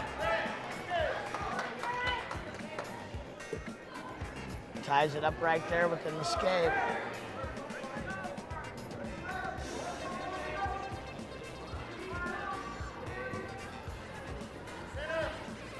You know, I'm kind of noticing watching here tonight that most of the Utah Valley guys all have a pretty decent tan, and them Wyoming kids are fairly predominantly white. Have they got a tanning booth here in the facility or something? Yes, they do. That was actually part of Justin Reese's contract deal that he did. He's like, I'll only come if there's a tanning booth. No, I think just the sun rays are a little bit more heavier in Utah, apparently. Well, I think you probably get a little more sunshine here. There's a lot of snow and wind over there, Wyoming way. Yeah, you're not kidding. 1 minute left, second period. The score is tied 2-2, and riding time is not a factor right now. Oh. You know, he's got a good shot. He's quick on that shot for a big guy, too. You know, I know why. When my twins were younger and we used to go down to Tulsa all the time, man, them kids down there, there's so many gosh darn tough kids out of that Oklahoma area. You know, well, of course, you know, John Smith, and of course you went there for a reason, you know. Yeah, the tradition out there in Oklahoma is just so rich. I don't care if you're Division I or junior college. You would go out to restaurants and you'd go to pay, and the cashier would say, it's been taken care of. And you're like, what? They have that type of respect for wrestlers out there. And I think in Wyoming and Utah, we're getting to that point where it's just the next level of respect for these athletes that are really going the full distance and the type of training that they're doing. Well, it's a lifetime of hard work and sacrifice, and the end goal result is pretty slim. Yeah. You know, I mean, you don't really get a lot of thanks for it. You know, I mean, the football player, you know, of course, is making millions of dollars. Is pretty happy where he ended up, but. You know, a lot of these guys will end up being high school wrestling coaches and making real minimal money. You got Derek here on the edge. He's ahead 3-2. Third period, 1:30 left. He got an escape to get the lead, and he's looking to pull in the single leg. If he pulls in the single leg, he can really distance the lead here. He's trying to pull him in bounds, huh? Now, wouldn't they call the other guy at one point? Yeah. You're still in college, you only have to have one leg in to have it be action, but they called stalemate. They're putting them back in the middle, back on their feet. Now, when the other guy's kind of trying to drag, you know, get off the mat like that, is that a possible flay in the hold call? Yeah, you could definitely call fleeing the mat. I mean, if it's a first or second time, maybe they won't call it, especially when it's a 2-3 match. But it's all due to the ref. I've seen refs, you know, call that stuff in championship matches, and it could decide a match, you know, be the decision maker. Right here, third period, 45 seconds. He's looking to get 2. Derek's fighting it. Utah Valley ahead, 1 point, 3-2. This could be a decision maker right here. He gets the 2, 30 seconds left. Riding, time is not a factor. Wyoming ahead, 4-3. Derek needs to get away right here. He's up, he's out. He needs to get away right here. 15 seconds left. Oh, and man, he really needs something to happen here. Less than 10 seconds left. He's got that leg hook, too. Oh, what a heartbreaker that one was. Derek leading the majority of the match. Shane coming back with the win. Wow. Big win for the Cowboys. Big win for the Cowboys.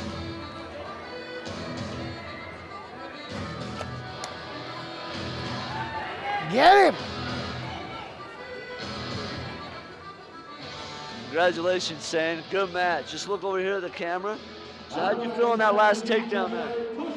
Tired. Yeah? I needed it. I needed to explode to something. And it's one of the only things I hadn't tried yet. So. Well, it was perfect. You came back, got what you need to do, finished the match, got the W. Is this your first time wrestling Derek this year? No. I wrestled him at our Cowboy Open. And how did that match go previously? I won that one too. Okay, so this one was a second win for you. Great opportunity for you to come up on head. Maybe you'll see him at conference or regionals, but we wish you the best of luck in the future. You look good tonight, and good luck on the road. Thank you very much. We're here with David Pareto, wrestling 197. David, could you tell me where you're from and what made you come to Utah Valley?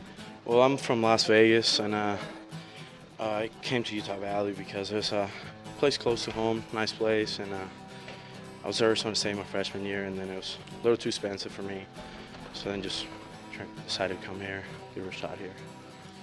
Since you've been here, what do you think about the coaching staff and the wrestlers? Well, I like the team. That's probably one of the biggest things. The whole team is really close, and we all take care of each other, and we work hard together. And the coaching staff is great. They push us when they have to push us, and they lift us up when we need. And I've had a good time here. Well, great. Could you tell me who you're matched up against tonight in the duels, and have you wrestled them before? What do you think of your chances tonight? Well, I'm wrestling. They're Alfonso Hernandez. He's ranked number 4th, I think, in the nation right now. Wrestled him at the beginning of the year, first tournament, and he beat me up pretty well. But it was young in the season, and now it's just a whole nother different story.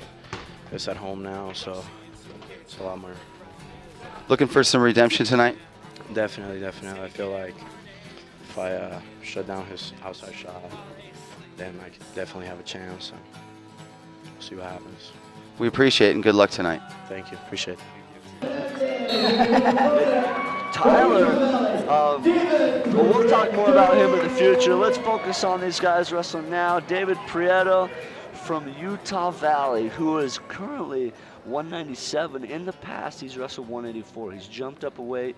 He's gotten really big. I talked with the head coach, Greg Williams. He said he is just feeling comfortable. As you look at him now, he's nice and loose. He's super explosive. He comes from Las Vegas, Nevada, and just a great athlete. Yeah, super quick on his feet, too, for a big guy, man. I think he needs to use that shot a little bit more. I think it's almost like he's a little hesitant to get in there sometimes against these guys. And he's wrestling Alfonso Hernandez out of Blackfoot, Idaho. There's another Idaho boy right there. Let's see. Hernandez placed 6th at the NCAA championships at 197. Last year, led the team with 40 major decisions. Wow, that's pretty impressive. 2011, he did not compete in any tournament after having back surgery.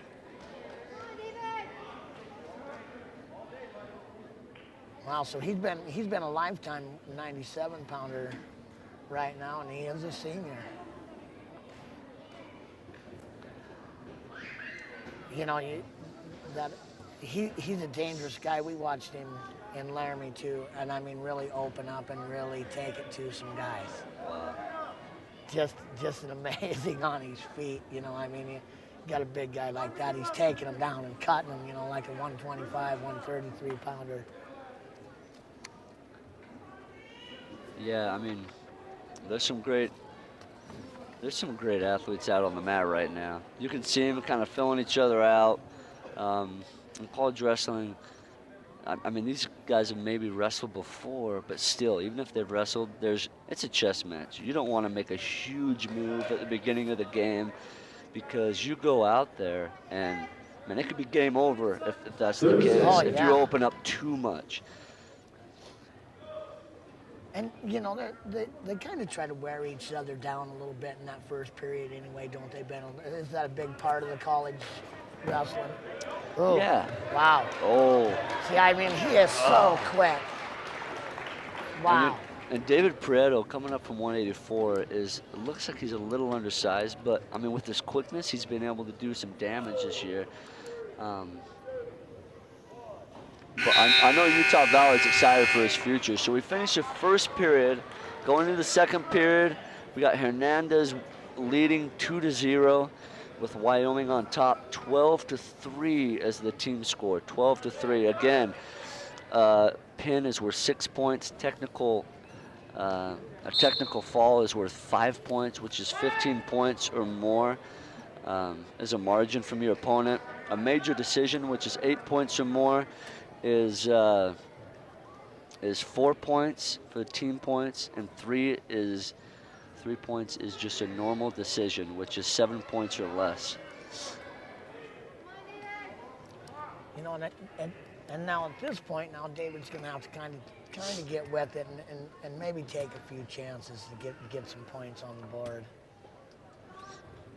You know, and I noticed in some of his previous matches, this is where, you know, crunch time kind of comes, and if he's going to believe in himself enough to really get that done. You know, but man, super strong kid. That's a great shot. David is not weak here. He has strong hips. As he moves in, gets a takedown, goes up 5-0, second period, releases him, 1 minute left. And there we go again, you know, I mean, you got a big guy like that. He just playing cat and mouse at this point, you know. Man, it'd be nice to watch David just really hit a great takedown and take it to him, you know. Yep. And the Wolverines need that at this point. I mean, we're down 7-1. David needs to look to really score some points to get an opportunity to get the win. Oh. Alfonso goes for another takedown, which puts him up 9-2. Gets him another escape, 30 seconds left, 9-3. Don't let him in. There's a nice block there. You know, maybe a little more hand fighting. You know, David must have been a football player at one point. I mean, it looks like he's basically in a football stance. Short time, doesn't look like he's going to score. Score 9-3 going into the third period. The choice is David's. We'll see what David decides here, third period. He's going down. Two big old boys right there battling now. Yeah, you don't want to get in their way, that's for sure.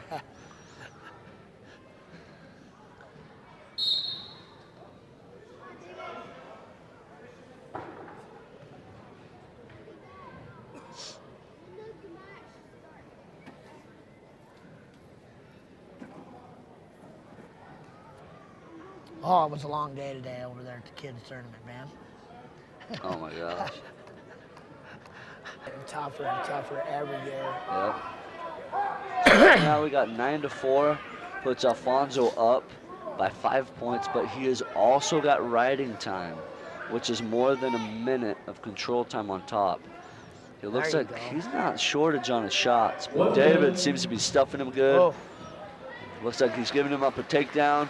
Now Alfonso here looks like he's going for a major decision, which is 8 points or more. Oh, he was in. You know, I'm kind of in bad position now, but man, really, you know, I mean, that was a great shot. 15. Don't let him have it.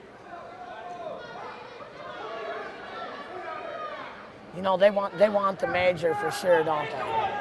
And it looks like they're gonna get it unless he gets a takedown here. With riding time, he's ahead by 8. Oh, there it is. With riding time, it makes it 13-5.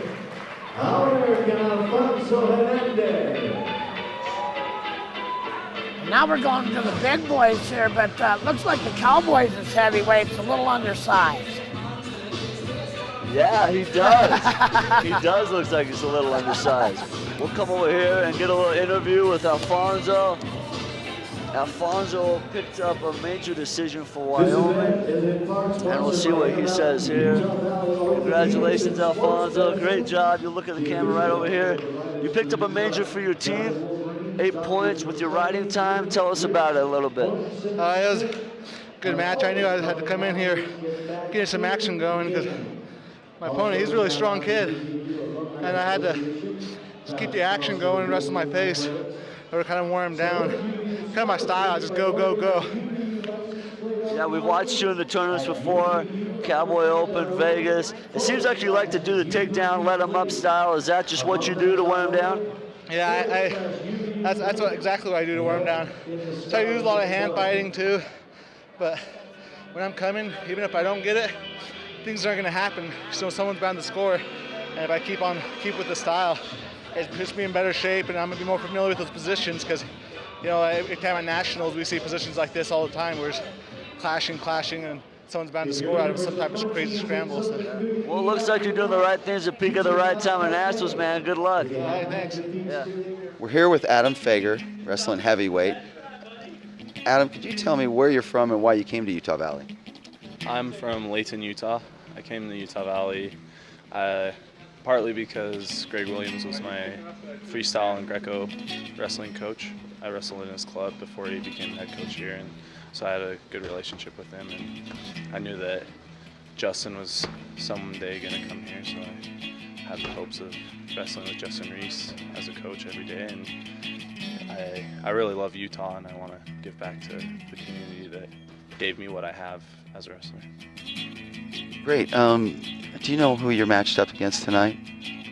I just know he's a heavyweight.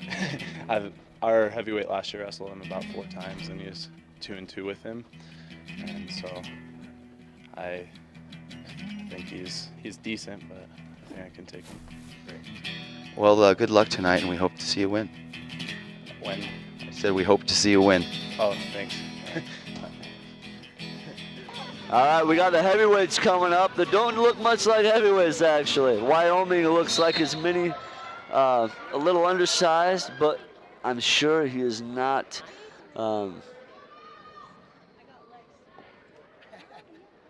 not too weak. He looks pretty strong. Adam Fager from Layton, Utah. Going right after the takedown. There you go. Great 2 points for a takedown. You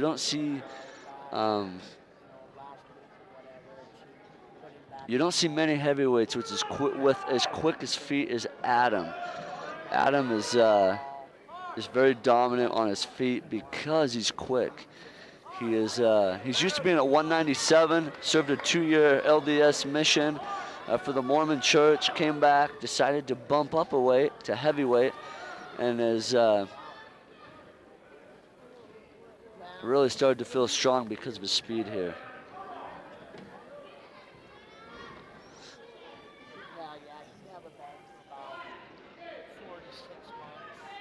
Wyoming gets an escape to put him back in the middle. a little under 2 minutes left in the match, or excuse me, in the first period. The team score is 16-3. Wyoming's ahead. And Adam Fager in this match, in the first period, is ahead 2-1.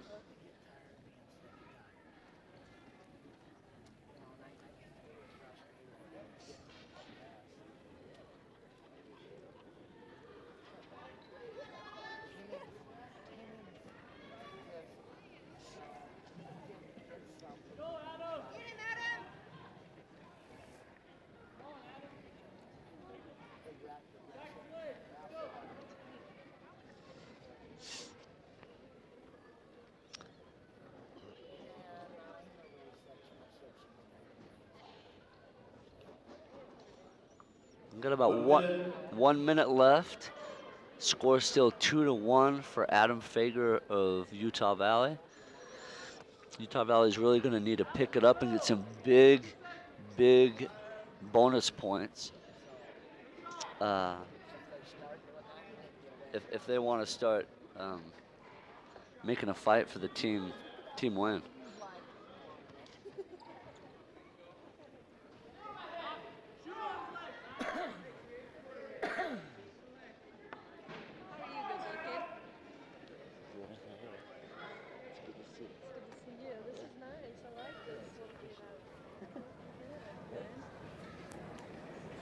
You know, now this kid's only a sophomore, Ben, for the Cowboys. Yeah, I wonder if they said he plan. was a 184, 197 pounder.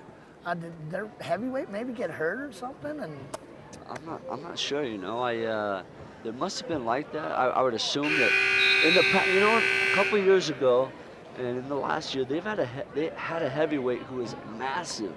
He was just huge. I remember 2 years ago when we wrestled Wyoming. He was just a big kid. Bubba? He was blonde? Yep. Yeah. He was a big boy. Yeah. So this guy here, he's definitely undersized.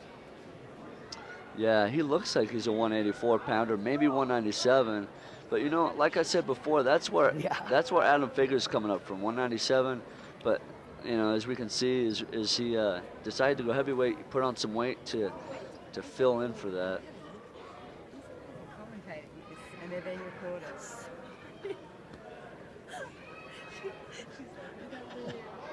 All right. Hey, we'll see you after the duel. Okay. A minor interruption. Yeah, we need a win here. So we got 2 minutes, or excuse me, we got 1 minute in the second period. 3-1.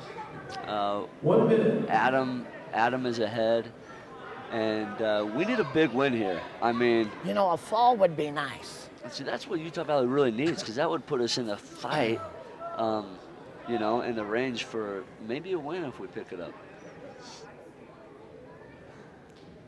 Get a couple of them lightweights to win after a pin here, you know, they're right back in it.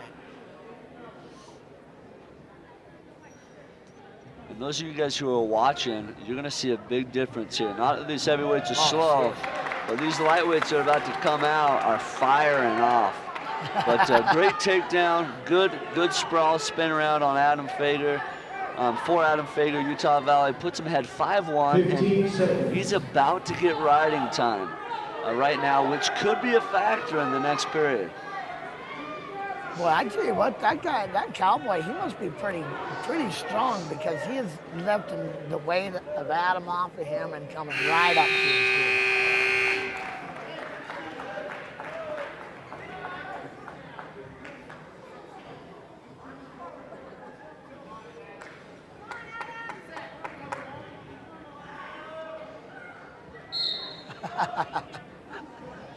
We got Willie the Wolverine here playing some jugs, running around in a singlet, looking good.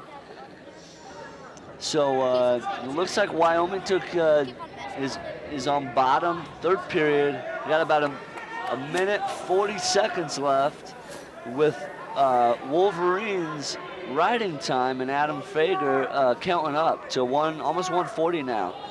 So if he keeps that above 1 minute, which it looks like he's going to, we're going to get another point here, which will put Adam to 6-1. And, I mean... Oh, wow, let him go right in on the reshot, and Adam scores again. Yeah. I think, you know, the size difference is definitely taking a toll now. 7-3. Riding time is locked here in the next couple of seconds. The littler guy, you know, when he comes in on that big old leg like that. Those are tree chunks. Oh, it's got to be just like hitting a pole, you know? Yep. Just lowers all his weight right on his head. Giving him the old, I don't know what you'd call that in the fight world, Ben, but the, what would they say, the knee choke? Something. So we got 40 seconds left. The riding time is locked up. So technically the score is 8-3. Adam looking to get some more points. Wyoming doesn't want to do that. Utah Valley should be looking for bonus points here. They desperately need it if they want to come back in the hunt. 9-3, 10-3, cut him. He needs to score right here. 15. Adam needs to score right here if they want a major. You got 8 seconds. This is a big opportunity for the Wolverines. Not just a little too tired. Great match, 10-4 win. Adam Fager, Utah Valley, which puts Utah Valley 6, Wyoming 16. All right, we're here with Jade Rouser, wrestling 125 at Utah Valley. Jade, could you tell me where you're from and why you came to Utah Valley? From Townsend, Montana. Came to Utah Valley because of coaches, scholarship. It's closest to home. That's pretty much it. Why are you, or who are you wrestling tonight? I'll be wrestling Tyler Cox of Wyoming. Tyler Cox, have you wrestled him before? Nope. No, Val has, but I've never wrestled him. Val and your brother, right? Yeah. Okay. So what do you think about the matchup? It'll be a good match. No, I'm pretty positive going into it, so you'll just have to wait and see. Hey, you know, Jade, he put on quite a bit of muscle last year, too. Oh, man, Jay looks good. All right, let's go. This is going to be a fight right here. This ought to be a barn burner. Welcome to the jungle, ladies and gentlemen. This is going to be a fight. And 125. Nice takedown. Right away. Yeah, right to the back. Beautiful. Way to go, Jade. Jade Rouser. Oh, man, if we can hold him down here, that'll be a big accomplishment. Looks like he's getting the bar on. He's tight on the legs. He's still flattened out. Barely I'll tell you what, up. and he is tough on that bar. And he returns him, and boom. I know he's tough on that bar personally. Yeah, you know, and you ask his brother about that tight waist too. That's a pretty good one. Jade is looking dominant here with almost 40 seconds riding time. And looking he's for the turn. him. Looking for and the he's turn. Turning him. Looking for the turn. A pin here Half would of be the bar. huge. This would be massive for the Wolverines. I think he's just gonna kind of hang on that bar and see if we can wear him down here a little bit. Well, his head is not coming off the mat in Tyler Cox. Jade is just looking tough this first period with over a minute riding time, 2-0 lead. You know, I think back in Fila's, at the Fila tournament one time, I believe Tyler beat Jade and Val both in that tournament. Well, Tyler is no sloppy wrestler. He wrestled the Olympic trials in 2012.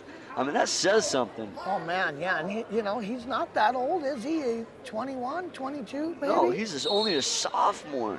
I mean, he's taken a couple years off. He's got, a couple red shirts he's taken, Olympic red shirt, I mean, injury he red was only shirt. born in 1990. He's a 90.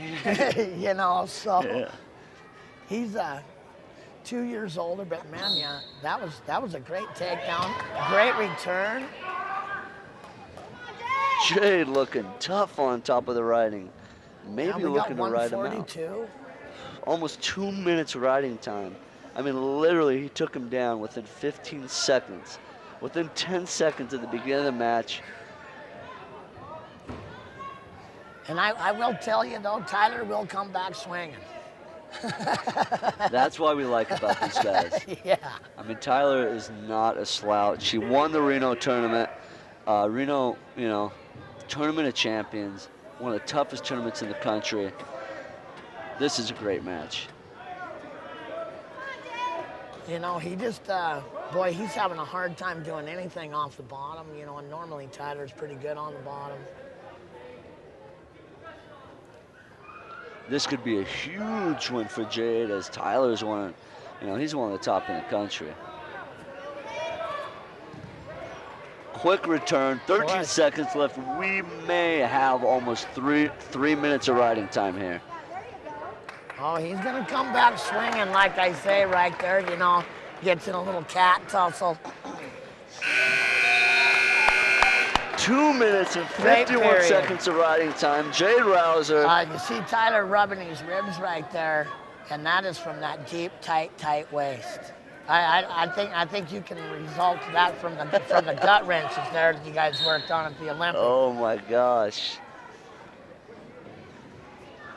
So looking like Tyler chose neutral, because you know, and I don't think I would have took that position after being taken down that easily.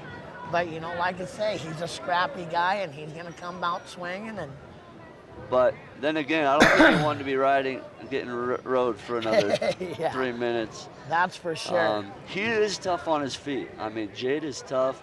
This is Tyler. Oh, look at that! Beautiful. Going to double finish. 4-0. Almost 3 minutes riding time. Jade Rouser. Big match right here. Big match. Jade Rouser in high school, 4-time state champion, undefeated, 175 wins, 0 losses. That's like the Kel Sanderson of high school, never lost in high school. Went to Broadwater High School, was living in Townsend, Montana, where him and his brother Val. And he is just dominating him right now, Ben. Now, you know, I honestly didn't expect this quite like this. I mean, you're his dad. What did he say before the match? What did he say? Did you talk with him? You know, not much. You know, we'd talked a little bit about it in Vegas. You know, he was going to end up with Tyler. Oh, there's a stalling call on Jade.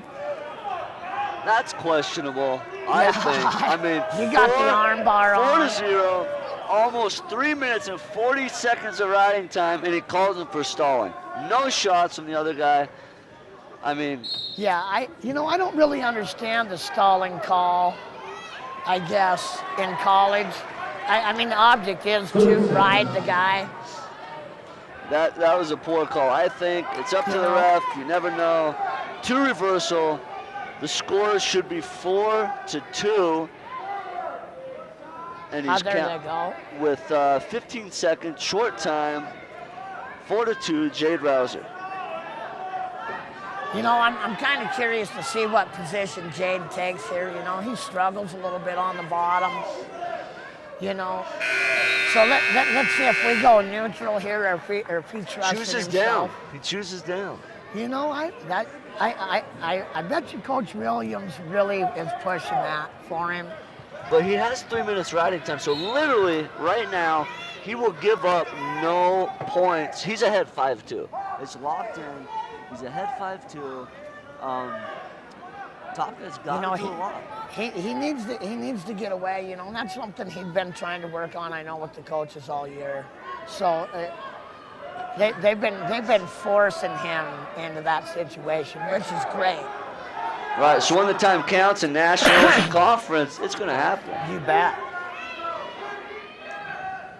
Tyler legs in. Dangerous on top. Yes, he's looking for a turn. He needs a turn. Jade is ahead 5-2 because riding time is locked up with 2 minutes and 25 seconds. So 5-2, he's going to need a turn on top or let him go and take him down. We'll see what he does. You know, right there, you know, Jade better get moving. Tyler's really working that arm out. You know, he's going to have to do something here. Yeah, Jade has one stalling call, which I thought was questionable, but he's got to get moving, otherwise they may call him again. We'll see what happens. 50 seconds, 45 seconds almost left in the period. 5-2 score. Jade Rouser over Tyler Cox right now. You know, and I got to tell you, it looks like to me that, yeah, he is doing a shit ton of stalling on the bottom. You know, at this point, you know, giving Tyler a point, I don't think that is unreasonable. You know, really, the first stalling call, I don't know how you can call that, but this one, definitely a warning, I think. Maybe. I mean, we had 5-2, looking for the win. Gave him another stalling call. Score 5-3. 5-3. Few seconds left.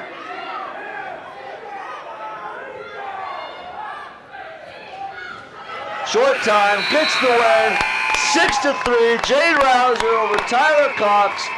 Big win for the Wolverines. Branch is not happy about that loss right there. No way. That was a huge upset for the Wolverines. Jay Rouser, I mean, big time win. Big time win. Let's start with Jay Rouser right here. Great match, Let's start with Jay Rouser. Turn around right here for the camera. Congratulations. Big win. He was in the Olympic trials in 2012. He won the Reno Championship. You just upset someone who could be ranked in the country right now. One of the top guys in the country. How do you feel? Pretty good. Still got a lot of stuff to work on, I've noticed, you know. My bottom game's not that good at all. Just, you know what? Good. I can give you $20 right now. So, but you don't get no money. You rode him for almost 3.5 minutes at your top. You took him down 9 seconds into the match. We work on bottom and you'll be to the next step. How do you feel about the future? Is it 20 or 21? How much is it? Keep working hard and like all my technique and my training, I'll make it. Make a dream come true. You're about living the dream. Congratulations, Jed. We're here with Jason Talbert at 133. Jason, could you tell me where you're from and why you came to Utah Valley? Yeah, I'm from Delta, Utah. It's about an hour and a half from here, but I came to Utah Valley a lot because of the coaching staff and, you know, where I was at a different college before I transferred here. So. And how do you like the coaching so far? It's gone really good with Coach Williams, of course, and then Erkeen at the lightweights, and Coach Reese does a good job as well. Who do you got tonight at the tournament? I'm wrestling 33, so they have two guys there. We're not sure which one they're going to wrestle, but I've seen them both. I'm just Garnart and Eichson, so I'm not sure which one I'm wrestling. Have you wrestled either one of them before? No, usually I wrestle at 25s. Well, thanks a lot, Jason. We appreciate your. Jason Tolbert stepping in for Val Rouser, and who is actually Jade's brother. We're here with Kurt Rouser, the dad of the twins, which was a huge opportunity for Utah Valley to pick up both brothers. Wow. But this is a great opportunity here for the Wolverines to come up, but we just got taken down. I couldn't find a bio sheet on him. Give me just a few minutes, okay? You know, I didn't see nothing. His last name is Zenner, I believe. Hey, you guys go sit down somewhere.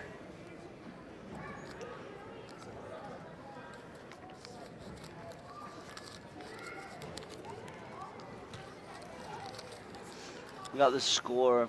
A little bit less than 2 minutes. First period, almost 45-second riding time. 2-0 Wolverine, or excuse me, 2-0 Wyoming Cowboys over the Wolverines. Jason Tolbert of Utah Valley. You know, when Zenner, he pinned Val earlier in the year at the Cowboy. Tough kid. He's long and lanky. You know, there you go with another one with them big, long-armed guys. You know. But Chasen has really come a long ways, and from what Jade tells me, that he is super hard to take down. Wow. Just really, Just, really wiry. Yeah, Out of scramble. you know, he said if you shoot at the one leg for sure, he goes, man, you have a hard time taking him down. Right here, let's see if Wyoming has a hard time taking him down. Oh, nice whizzer. Tight whizzer. Oh, yeah. Gets it with a crossover leg, a little bit of a limp arm to get the takedown. 4-1. 55.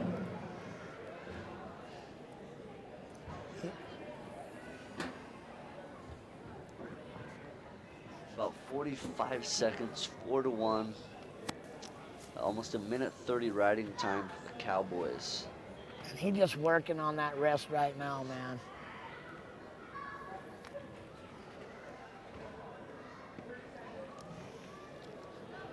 Now, there must be something in there about him, huh? Give that to Trey. Because he wants a Gatorade.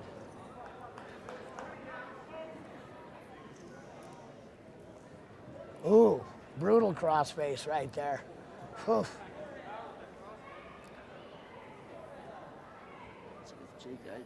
Yeah, no, I don't think that that's their guy. You know, when he wrestled, I'm pretty sure that's that Zen kid.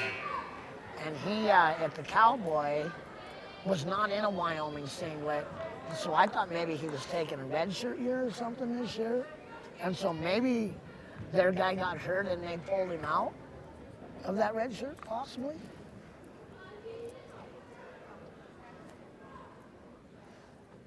You know, we could yell over there at Val and find out for sure, but I'm pretty positive that that kid's name's Xander. I mean, he's a scrambler too. Look at him go. Wow, look at that. Oh, quite a reversal. Wow. Just kind of I mean, just dominated right through it. Hey, nice job, dude. Boom. Great takedowns.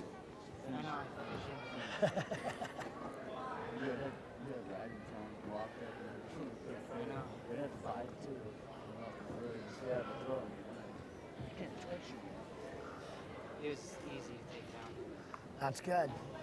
Well, you know, one thing you can always rely on if you can take him down. You know, you can go ahead and cut him a couple times, take him down a few times. Did you know? That's good for me. Yeah. That's what I was telling Ben. I said, man, One minute. Right here. Step in front of me.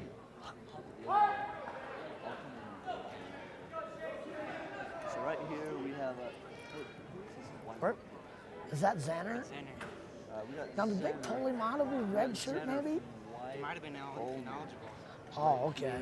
6-2. He's got almost 3 minutes riding time. 2 minutes, second period. 30 seconds left in this period. Oh, shit. He's in on the leg. Forget. Let's see what happens here. We got No Tolbert shit. Well, if he gets up there, tell him to get a hold of looking me. to see what happens here. Ouch. That hurt? Yeah. 15. That was awesome, dude. No, he thought that he was going to be able to handle you a little better on his feet, I think, is what was he So thought. we get you doing it 7 minutes.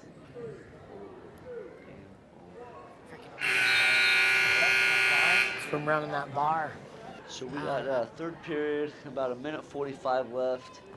Xander here from Wyoming, man, it's looking very similar to last match. Very dominant on top, almost 3.5 minutes riding time, 8-2. I mean, Cowboys right here are looking for major decision, which will give them another 14 points. Yeah, you know, oh, there you go. Look at there. Oh boy, he was in there. Oh, don't get pinned, Jason. Xander is just scrambling like mad. Wow. I mean, that was a beautiful little muscle move, is what I call it, right to his back. You know, Jason kind of got in a hurry there. I think he was going to catch him off guard. Fought off his back though. Not many guys would have fought out of that position that hard.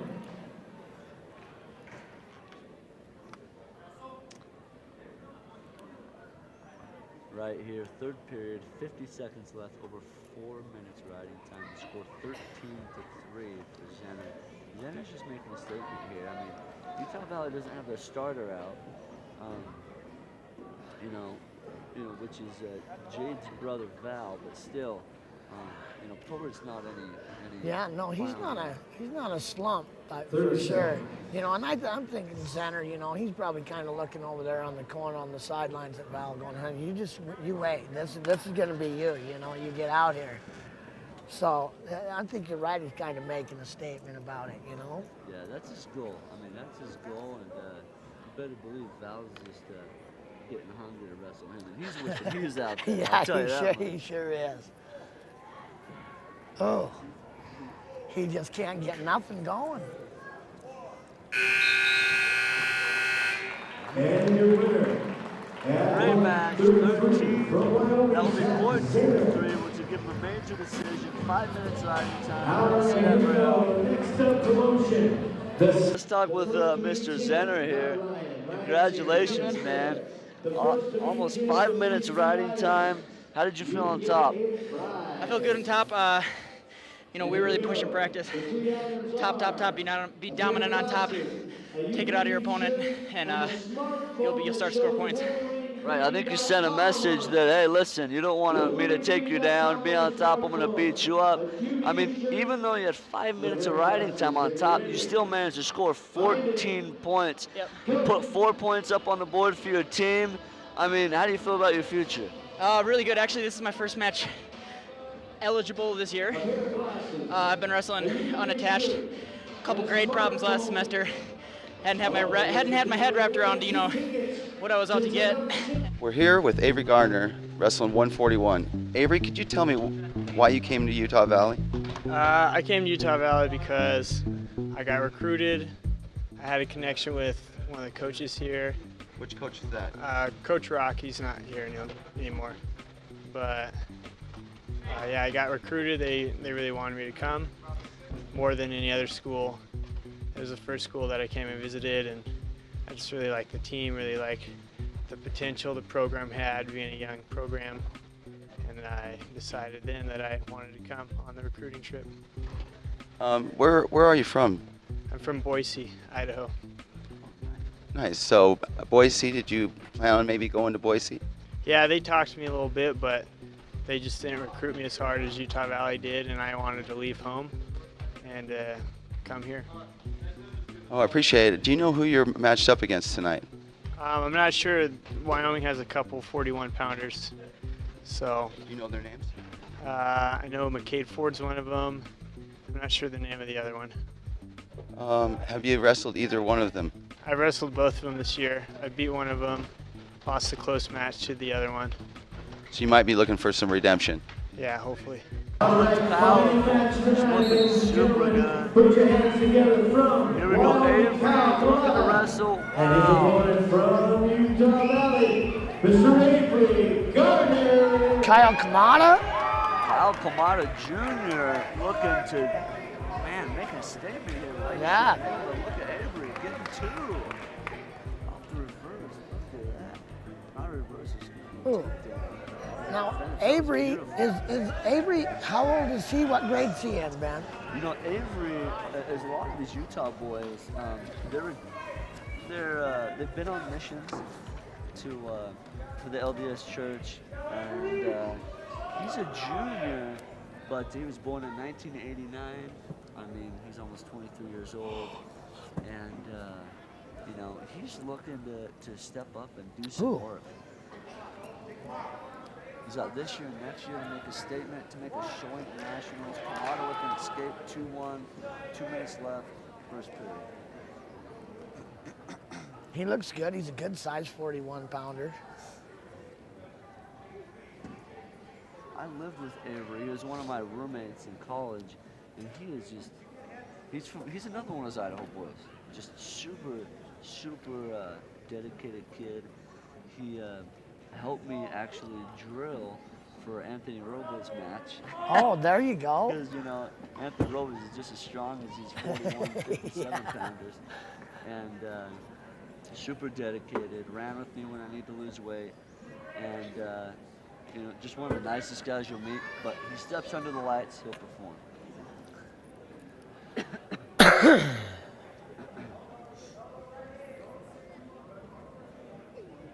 I bet Val's just hungry, man. Oh, yeah, it's been killing him, man.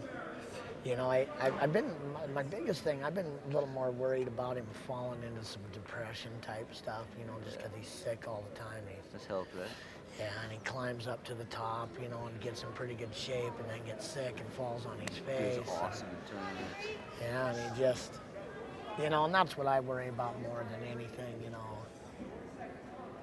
And of course, is, you know, trying to figure out what we're gonna do, you know, and get him healthy. But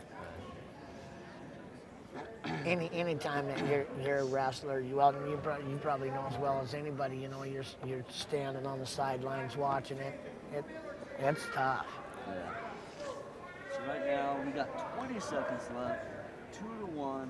Avery Gardner, Utah Valley. 15. Homegrown Idaho boy. Here taking the lead. End of the first period. Oh, good look at the shot. Avery in the room. Kurt in the room. He is literally one of the most beautiful wrestlers to watch. Oh, really? Because he is so slick. He's literally like, when he moves, he is so smooth. One of my favorite people to drill with. Just looks like silk, huh? Seriously, it's just like, you're exactly right. Like silk, you can't say it any better.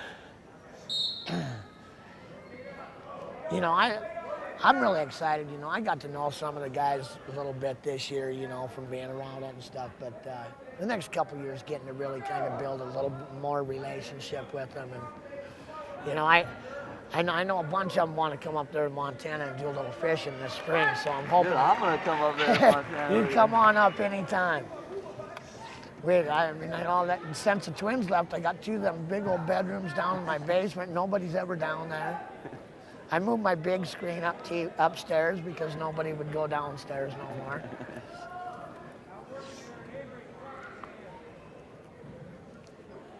So 1 minute left, second period, 3-1.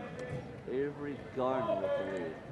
It'll be, I believe it's going to be Wyoming's choice in the third period, which could narrow the lead, but wouldn't be surprised here to see if we get a takedown this next minute. Oh, that's a beautiful shot. In deep, man. Avery fights that off. Avery tight whizzer, looking to get out of bounds. Oh! Nothing yet. Good scramble. Boy, that was close. He you know, Branch was, he was just about to lose his mind right there.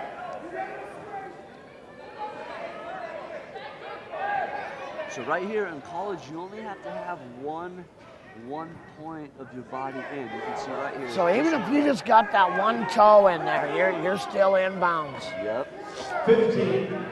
Avery with a tough defense, short time. Wow. He has been on this leg for over 40 seconds almost. Huge defense by Avery.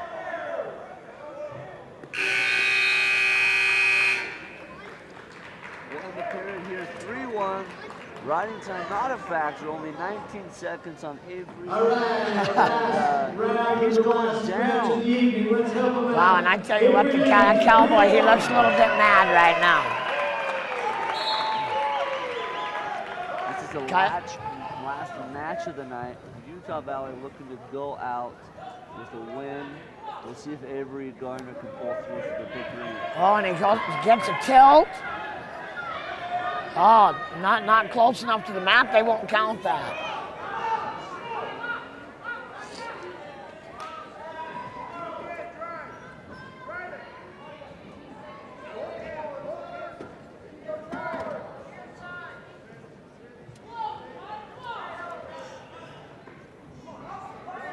I'm looking forward to a good night's sleep tonight.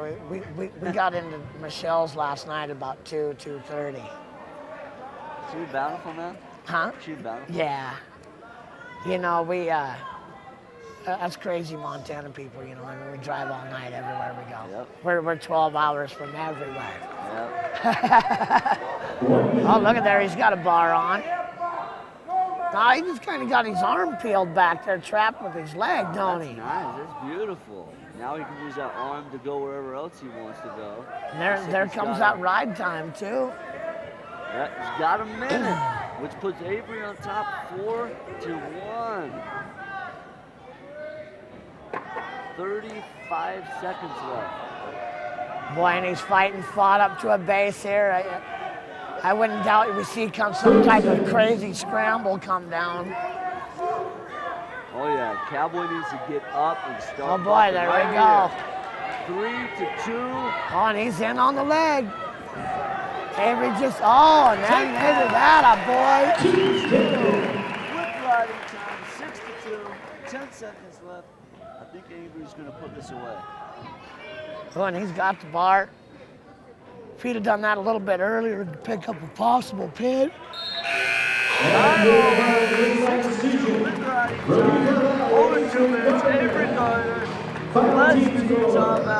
Wow, Avery looked great. Final score, 20 Thank you, officials and coaches. 20-12, final score. Well, not exactly the team scores we were looking for, but still some great action here tonight at UVU. Ben, we really appreciate you coming down and setting in. And How would you take the lessons from today to prepare for your next duel? Exactly like what I was talking about. We're gonna work hard this week. We're gonna get these guys tired, and then we're gonna push past that. And we need to do that on certain weeks where we have 2 weeks before a match, and we do have that in the next couple matches. So we've got 2 weeks between now and when we have Arizona State in here. So we're gonna go super hard this week. We're gonna test these guys, have them really get past this, get tired and work through that. Then we'll back off a little bit, early in the week, the next week, and then we'll do the same thing after Arizona State. Individually, we're going to keep checking with them, saying, okay, here's what we need to work on, and we'll go back over that with them. I'm going to go back over some film and just kind of, pick a couple specific things that I want to go over with each guy. But we always take individual matches and work on 2 or 3 things. But the biggest thing from this match was our conditioning. So just fighting hard and being ready to win the match in the third period. Well, thanks a lot, Coach, and good luck with Arizona. Thank you. I first met you last week, the Friday at the Duels over in Utah Valley. It was a pretty interesting duel at first. You guys were dominating most of the time, but there was a few matches that you guys were behind and came back and win in the third period. I thought that was, why don't you make comments about that? That was pretty interesting to me that it seemed that the Wyoming kids just didn't give up. Again, they were relentless. Yeah, even though they were down, they were coming at you. You're always, as a coach, you're always proud of the effort to come from behind, the mentality to never quit. And we did have some kids that were down early, and obviously those matches turned out to be very key, pivotal matches. I figured the duel would be close. I really did.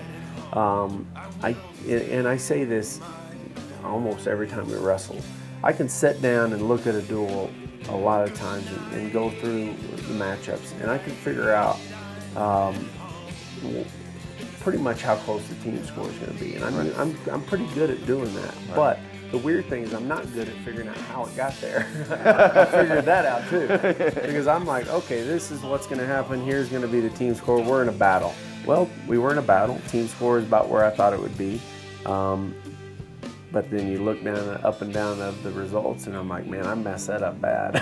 Yeah. So you have good things that go your way that you didn't expect, and you have some things go against you that you didn't expect. So, that's the sport of wrestling. It's what makes it exciting. Close it all out tonight. Me and Ben had a blast. I had never met Ben yet. Finally got to put a face with all the hype I hear. I've seen him wrestling at the NCAAs. How do you think that the team looked tonight? Personally, I think that we didn't wrestle to our potential. I'm hard on our team though, because they're my close friends and family, and you hold them to a higher standard. But there were some highlights that we saw. The majority of the matches were really close, so it could have gone either way, 50-50. But coming out of it, I take the highlights of your boy, Jade Rouser, 125 pounds, my personal training partner for the Olympic trials this year. He came up, stepped up big time, overcame the opposition, totally defied the odds and beat someone who wrestled in the Olympic trials this year and won the Reno tournament and dominated him.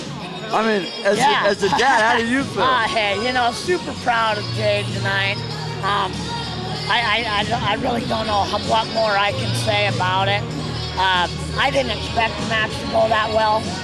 I figured Tyler would at least, they'd be back and forth. And I figured it'd end up in a scramble game. It's kind of the way I saw the match going.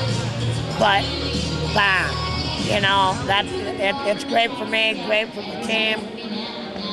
Wish we could have picked up a few more wins. Right, dominant, he wrestled awesome. We had a great win from Adam Fager, heavyweight. Good win for him. Great win for Avery Gardner. He closed out the night. Good Idaho boy. Another Idaho boy we had was Abner Cook.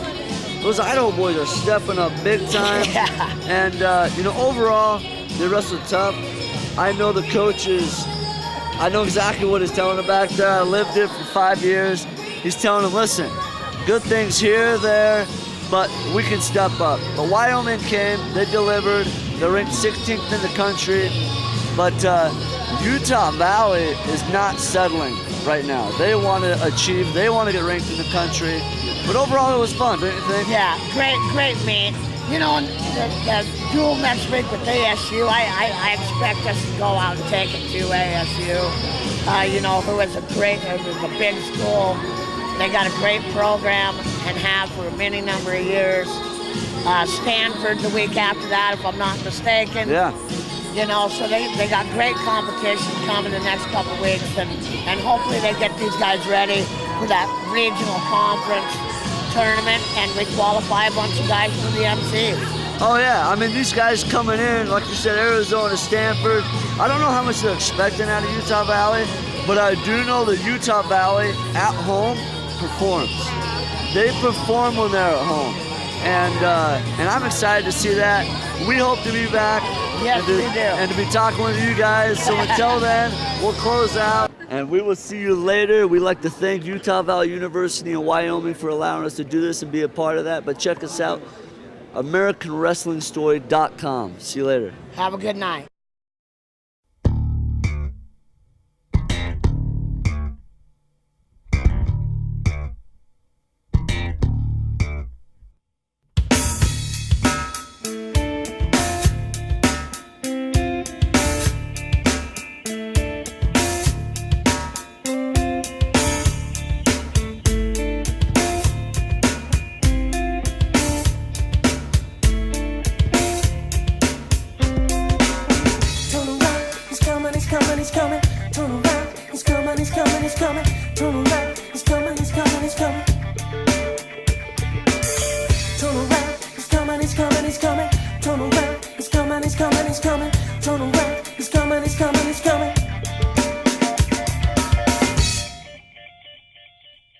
Sorry about that. This is acting. You've been to Acting 101?